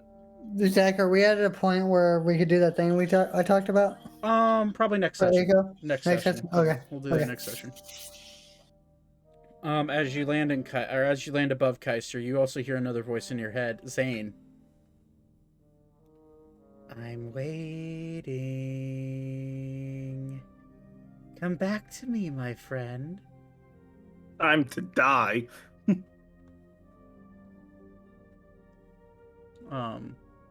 But Now, what was the plan that we're going to do with these? Are we all going off with these kids now and leaving the ship?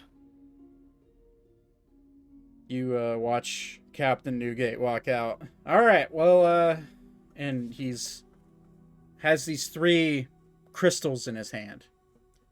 He's like, all right, well, these puppies will be your way down. We're about 150 feet up. We could throw a rope ladder down and all of you crawl down, but seeing as you have children, that probably wouldn't be a good idea. And he throws the 3 crystals out and they poof into 3 larger than normal rowboats, but they have a little blue crystal lacrimum spinning at the helm, like near the front and the back, like making it float. These can hold, well, one could hold probably 15 kids, or 5 adults.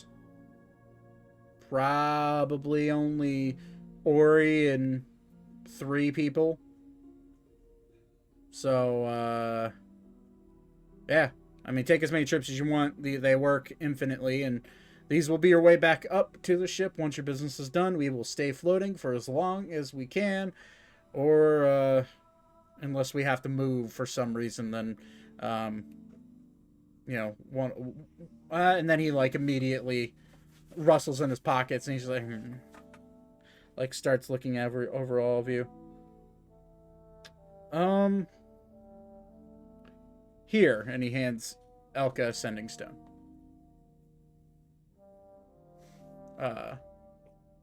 Use this whenever you're done. I'll have it handy. Just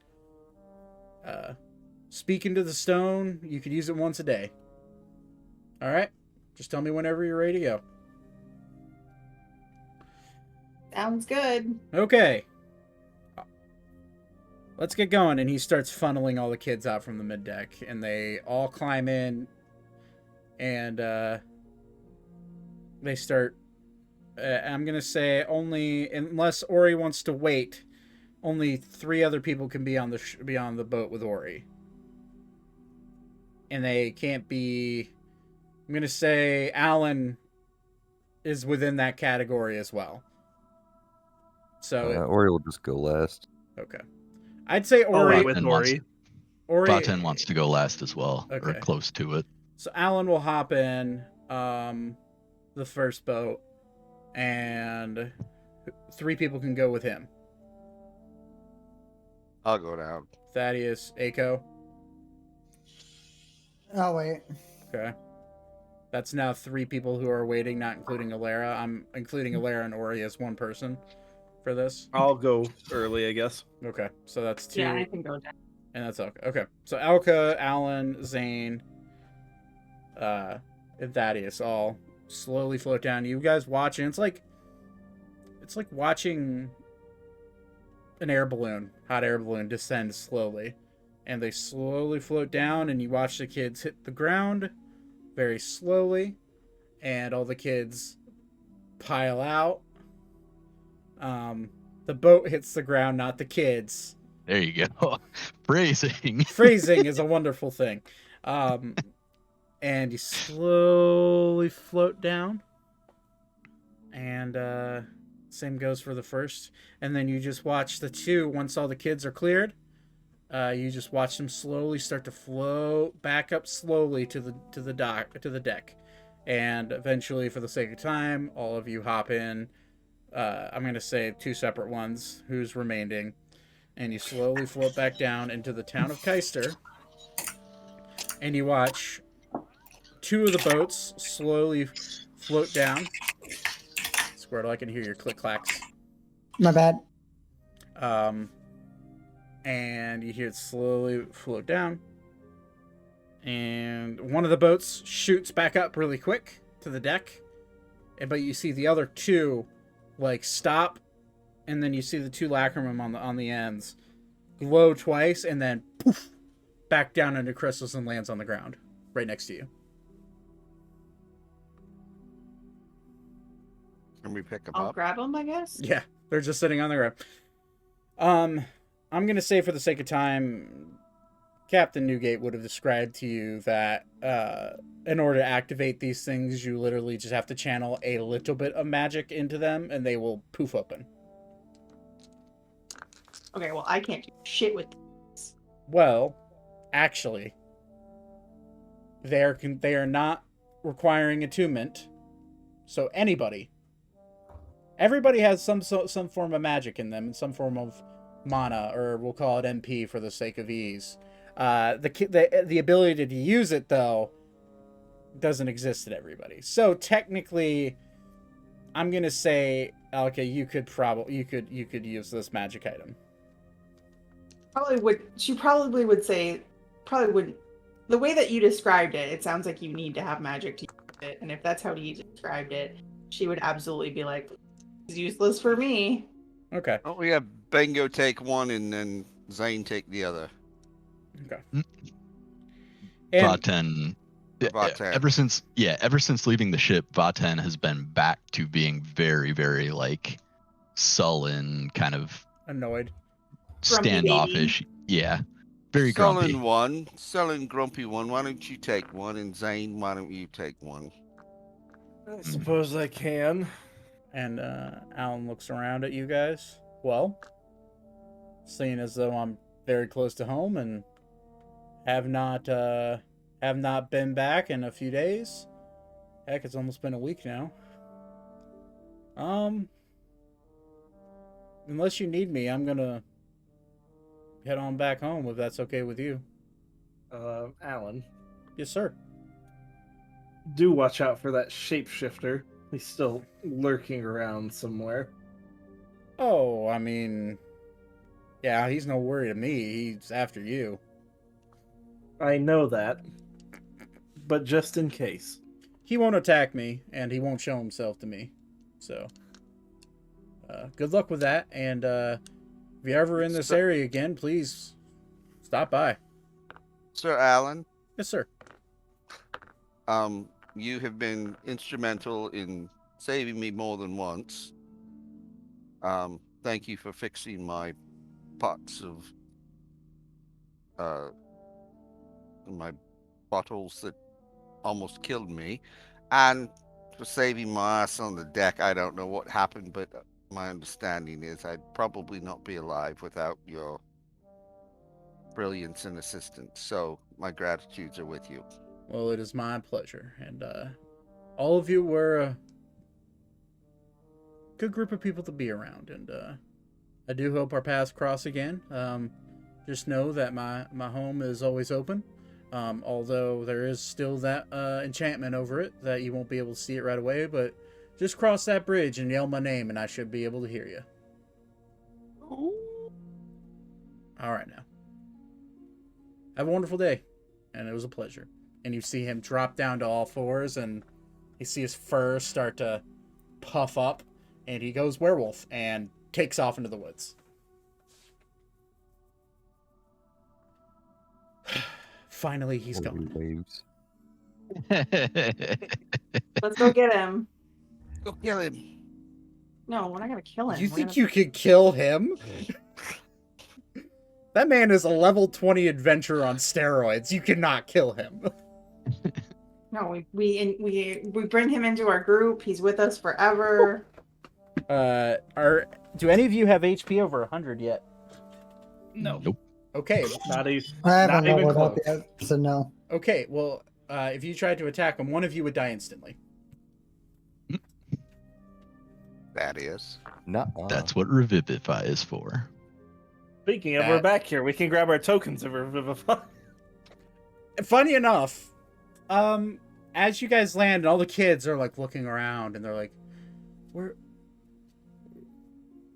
home? Yes, you are. And some of them start to cry, like just instantly, like they're emotional. Anybody come out to greet us? No. Wasn't anyone living here? I mean, it was empty, but the shopkeepers said they'd be back by the time we got back. Yeah, and for the sake of that, Dexter!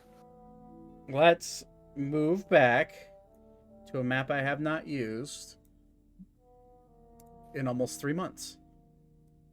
Oh, you guys are still there. Look at that. Woo! La-di-da-di-da. Where you guys land is more or less right here. Over to Okay. the bottom left. So I'll drag majority of you over there. Beep immediately looks around, nods, and looks at you, Zane, and just says, "Beep," and he points towards the tree, the founder's tree, in the center of town. And then Zane, you hear this ringing in your head, and you hear a voice you don't recognize start to talk to you. Zane, I will be going over towards the tree. I'll be keeping lookout. Please, I need some time to cast a spell, we'll call it.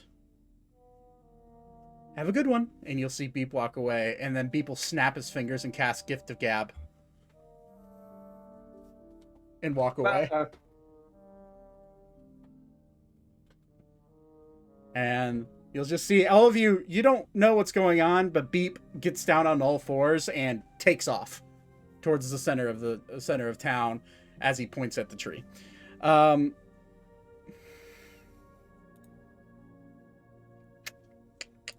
he's somewhere in the tree. You just don't know where he is. But the kids start going to their old houses. You start seeing a horrendous reminder of what this town has become immediately hits you.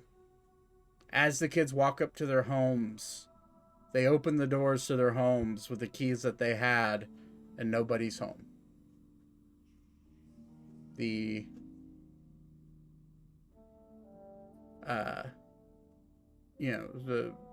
if you remember correctly, the majority of the citizens left after the children had gone missing. One of them, however, one of the kids, goes straight to Silver Lining Inn. And it's a little girl, probably about 12 years old, long brown hair, pointed ears.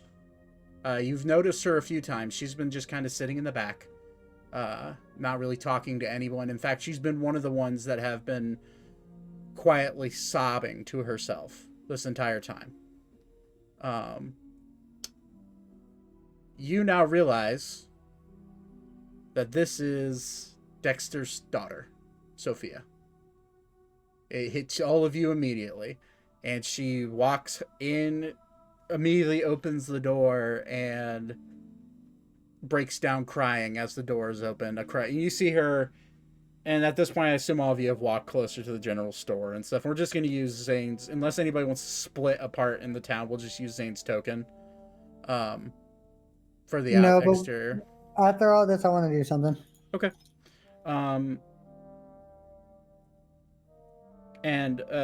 Squirtle, we can probably... I'm going to say let's do the thing you want to do, either if it makes sense tonight or next session. All right, it's something really quick, but okay. No, I'm saying the thing that you really wanted to do. Oh, yeah, we can do either. Okay. But I'm going to say let's just use Zane's token. Are you guys going to the Silver Lining Inn following Sophia, or are you going to stick back with the kids, or are you going to split the party and some stay with the kids, some don't? You can do whatever you want. I mean, it sounds like that's a pretty important thing for us to do, so let's go to the Silver Lining Inn. Yeah. And then I'm going to kind of communicate to the kids that any of you children whose parents aren't home, let's all meet at the Silver Lining Hotel, because we have to reunite you with your parents. Okay. Very well. And a lot of them have just gone into their homes, and they're just kind of looking around and kind of shell-shocked that their homes were literally left as they were, as they remember it, but it's almost literally as if they were abandoned. Oh boy. And this is why Zach should have fucking pulled up his notes before the session. What, you want Dexter or Baxter? No, I was thinking of other NPCs that I had names written down and yeah. Anyways, so you walk into the Silver Lining Inn, and immediately you're greeted with sobbing from an individual you recognize. Actually, 3 individuals you recognize. One is Dexter, hugging his daughter tight. One is Dexter's mother, and the other one is Dexter's brother, Baxter. And they're all just kind of group hugging. And as you open up the door, immediately... Zane, you see the face of a man that you've been pissed off at before, and that has frustrated you multiple times. But this is the first time you've ever seen genuine, this is Dexter. Yeah. His daughter is in front of him. He's hugging his daughter for the first time in what seems like years. And to be honest, it could, as far as you know, it could have been years. And Dexter looks up, tears in his eyes. Thank you. Well, don't stop because I'm here. Jesus. You're, and he's like starting to rub snot. He's just like, thank you for saving my daughter. Well, we might have a different problem. What's the problem? Well, we brought about roughly 30 kids back, and most of their parents aren't here still. Okay. He starts to collect himself, and Baxter stands up. I've already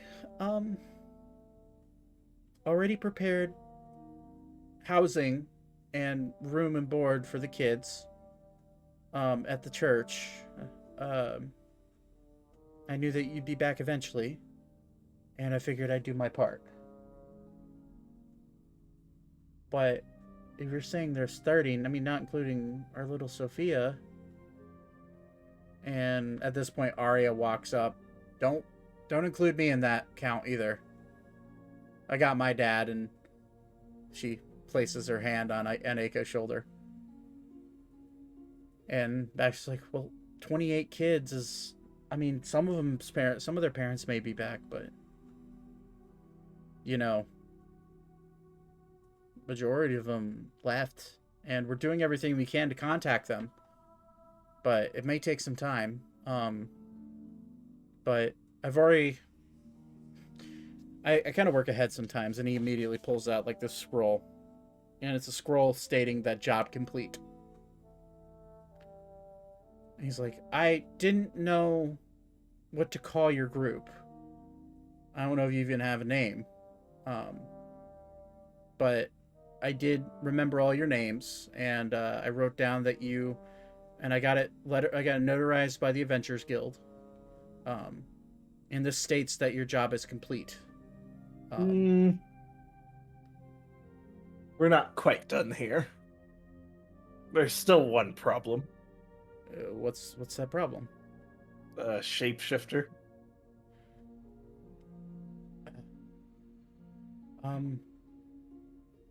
Perchance, does that shapeshifter take forms of people that it comes in contact with? Like, could it be one of you? It would probably prefer looking like me, if I'm being honest. Okay. And you see Dexter's just like dramatically crying. And he's like, and Dexter's a small built man, but he's picking up his daughter and like just hugging her, and he's like, don't mind me. He's like, he like takes his daughter and like walks over to the bar stool that's sitting at the counter, and like sets her down and just gives her more hugs, and it's just he's being a very understandably dramatic father. And their mother does go along with him just to kind of try to calm him down because they have guests. But Baxter just okay. And Baxter starts thinking in his priest brain, Okay, shapeshifter. Is it demonic? Do you know? Potentially?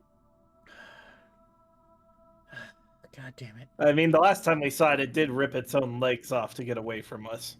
That seems pretty demonic, if I don't say so myself. Okay. Well, if it comes around here, it's gonna look like you? Probably. Okay. Sorry, did somebody say my name? No. Nope. Okay. Well, if it comes into town and I see you and I know where you are, then I'll know to attack it because I have abilities. I plan on taking care of this before I leave. Okay. Saint, we're gonna do this now because I want to get this out of the way. Mm-hmm. Roll your hit points real quick. I already have. Okay.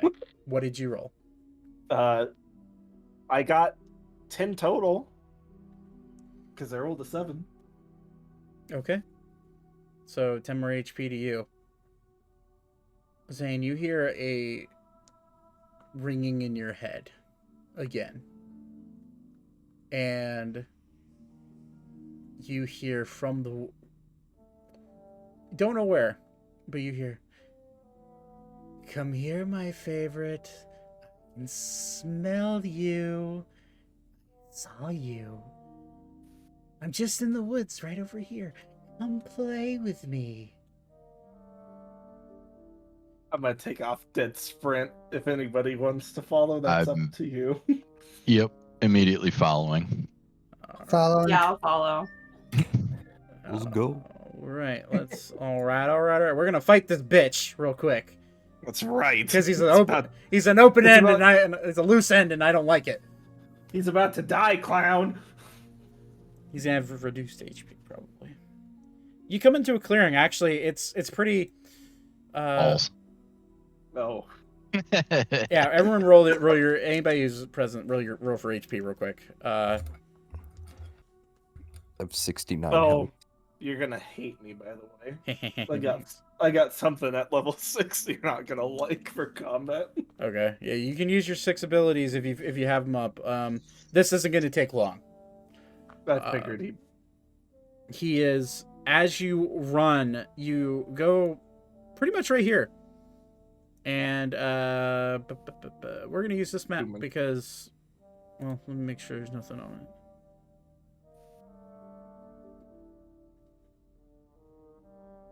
it. As we run, I'm going to pop out my Wildfire Spirit as well.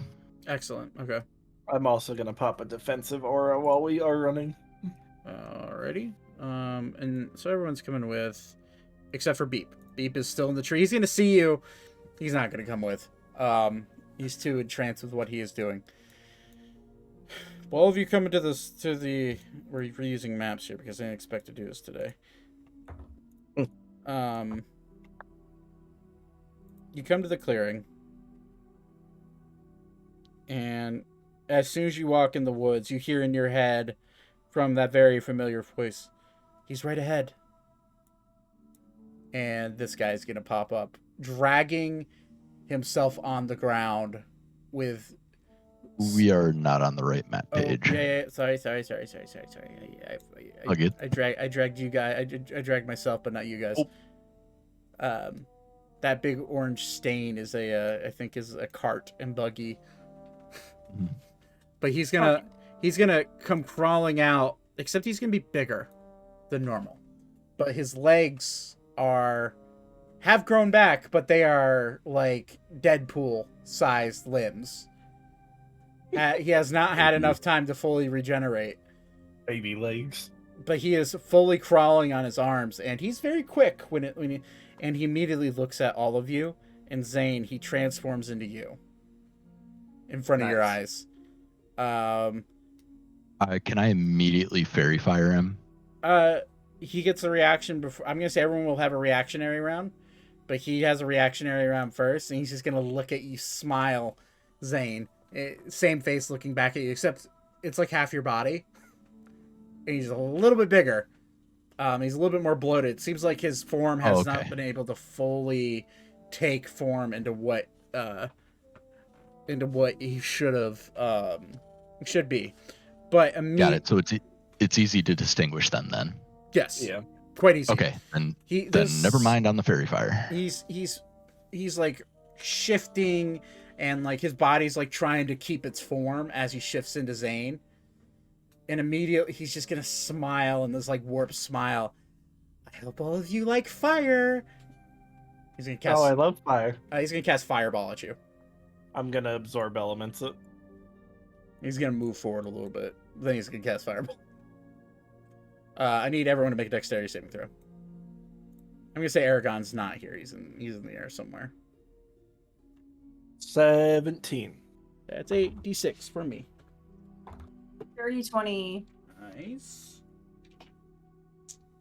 1, 2, 3, 4, 5. 18 and 17 for Ilera and Ori. Okay. Anybody who rolled above a 16 succeeds. That's what, Womp half? womp. So, 8d6 coming at you.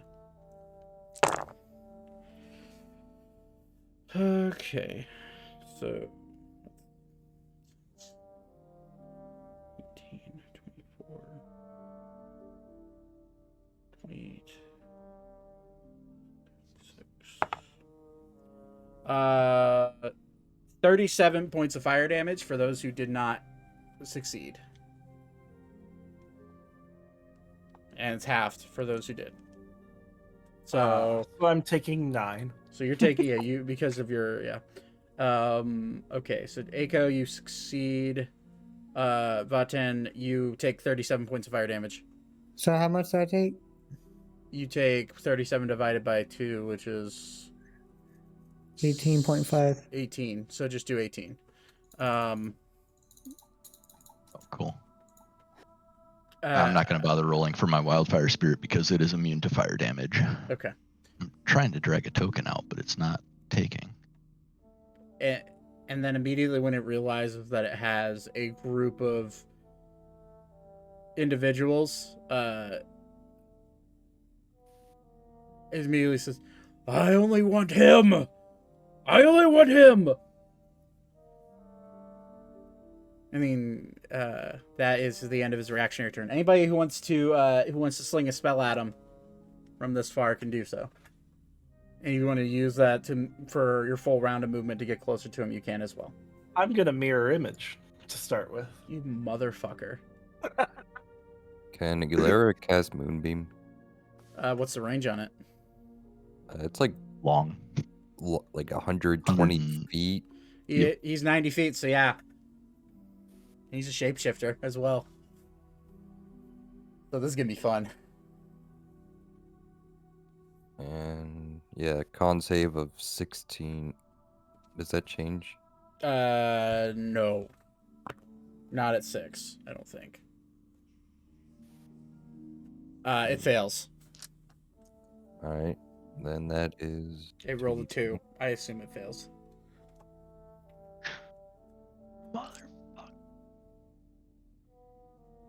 Oh hell yeah! Oh wait. Feels bad, man. Oh wait, hold on. It's a con save, right?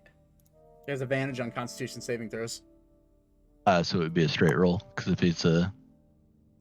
Oh, so it's a straight roll, then it's a 2. So, Because he is a shapeshifter, right? yeah. 18 damage. 18 radiant damage. 18 radiant damage. Nice. I wrote down... Okay. Alright. I need to do math here. It's 42. We're not even going to bother with music. This has to be somber. As soon as it hits him, immediately Zane's visage image warps away from him. This beaming pale light getting shot down at him. And immediately he turns into like this weird etheric blob floating in space. And you hear coming from it, I just want him, please. And he just looks at me, and there's multiple of me now. That takes him aback a little bit. Anybody else, everyone else, if you want to use your movement for the marshals out there, if you want to use your movement to get close, you could do that. Can I use my action to double move? Yeah, absolutely. And I could still move for the reaction, right? Yeah. This is a basically a bonus round. So yeah, all of you can move as much as as many as you can. And Lara will move with Ori.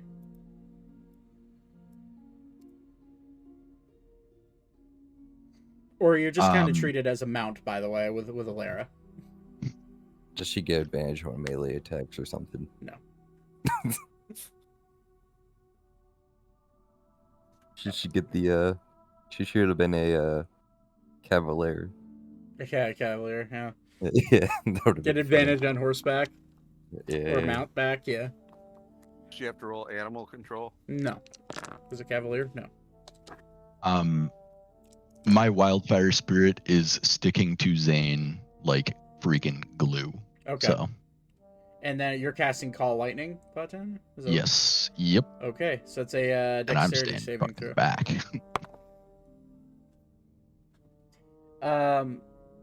Roll damage. Well, it's already rolling damage. I'm right, it's 20. And it's lightning.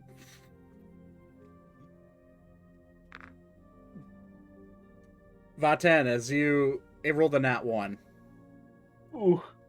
So how I do this with creatures who are already disabled is that if it rolls a nat 1, it takes double damage from spells. So it's a critical failure. It literally, like, as it tries to move, just your beam of lightning hits it and does 40 damage. Excellent. I will take it. So it Okay. I think that's everyone who has the ability to take a surprise, a bonus round. Okay. I'm going to say I'm going to roll initiative for it to see if it's going to go anywhere faster than you guys. If not, and it rolled a nat 20, so it is going to get another attack. In its blob form, it's going to look at all of you, and you're going to see Zane. You're going to hear in your head crying. Take moonbeam damage. Ooh, yeah. Ooh. Advantage on con save. Nailed it. Oh, it's just a normal roll. Yeah. About 10. What's the minimum damage you could roll? This one came from Alara, the moonbeam. Oh, Alara. Alara, what's the minimum damage you can roll? I can't do any modifier, so 2.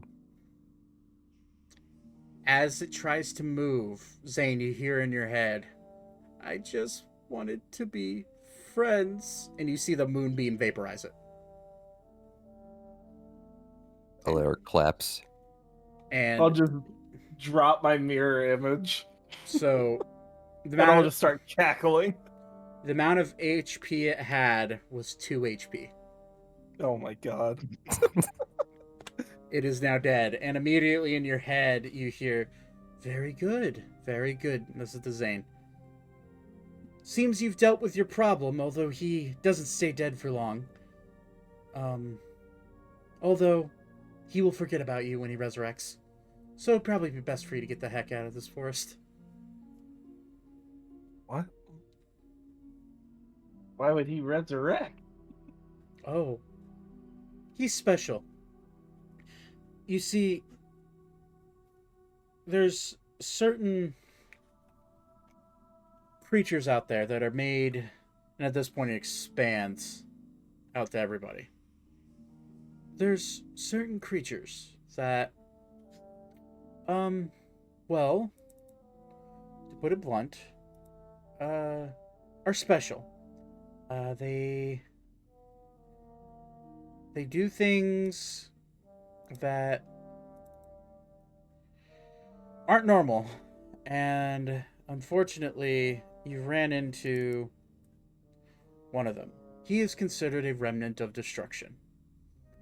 A remnant of destruction has no real body, as you saw. Its actual ethereal form was that little floating blob orb you saw. Once that is destroyed, it is sent back to the realm it came from, which is a superficial realm of chaos. And once the god that created it decides it wants it back in its world, it comes back. And then it finds another target. And this happens all over again. Fair enough. But, Zane, do be careful. Now that you've been marked by a remnant of destruction, others will not seek to find you, but be attracted to you if they see you. Do be careful. Oh, and the same goes for remnants of creation. There's a reason that I've taken a liking to you and all of your friends. All right. Have a good day. We can hear this. We can hear her. All of you hear this, and as she says, have a good day, she is now gone. So. I'm sad I didn't get to use this, friends, but you should see this trick I learned really quick on the way back to town. You're gonna see me walk forward 30 feet and just teleport back 15. Damn. Boots of the winding path, motherfucker. I'm just going to speak out openly. Okay. My lady, if you can still hear me, at some time, I'd like to have a conversation with you as an overseer that involves my past. Make a persuasion check.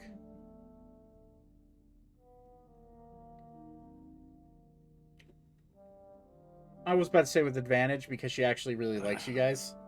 So that works. It take the 18. Very well. I am everywhere and nowhere at the same time. Thus is every remnant of creation and destruction. Although I'm special. Well, milady, when you find time in your near future, contact me because I have questions and I think you might be able to provide answers. Young man, time is but a construct for someone as I. We will be in touch. You might want to get out of the forest, though. And she says, have a good day. And I assume all of you now walk back to the town. Yep. As you walk back, you immediately see Baxter, like, consoling the children.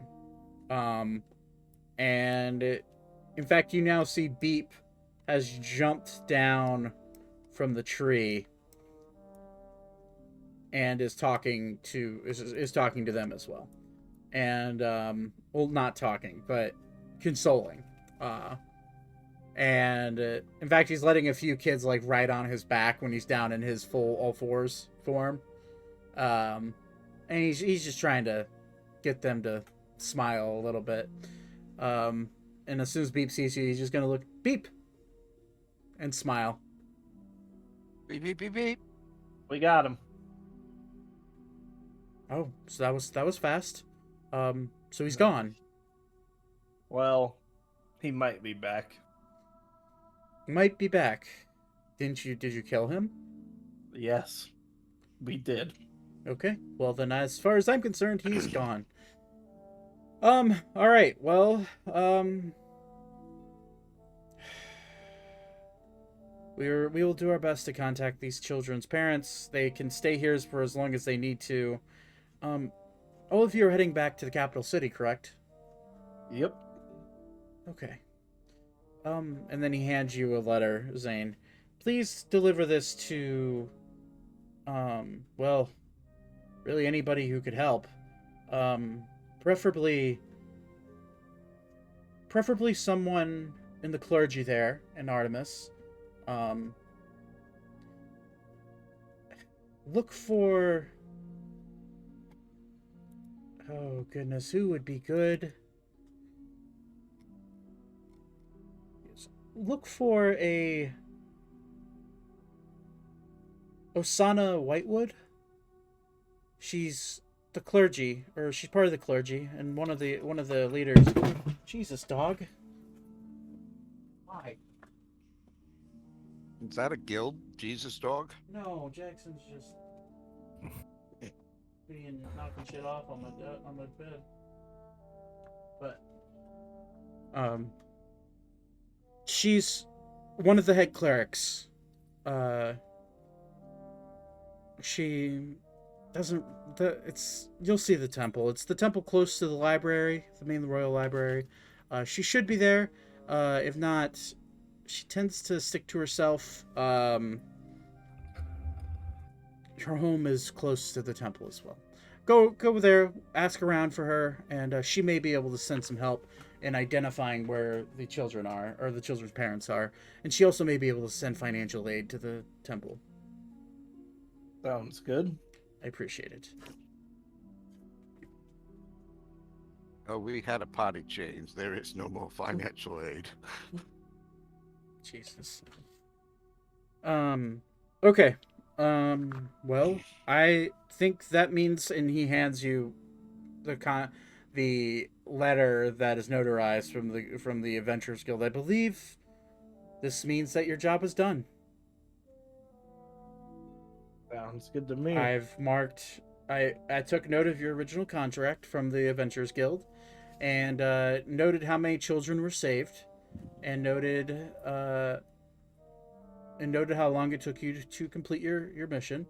And if you're ever here again and you want to stop by and say hi to the kids if they're still here, I'm sure they'd love to see you. Well, I have All right. I have a lot of work to do. Yes, you do. At this point, it is getting to about mid-afternoon, but it is getting late today. So I'm going to say that's a good place to stop for tonight. And we will pick up going back to, much quicker than last time, going back to Artemis.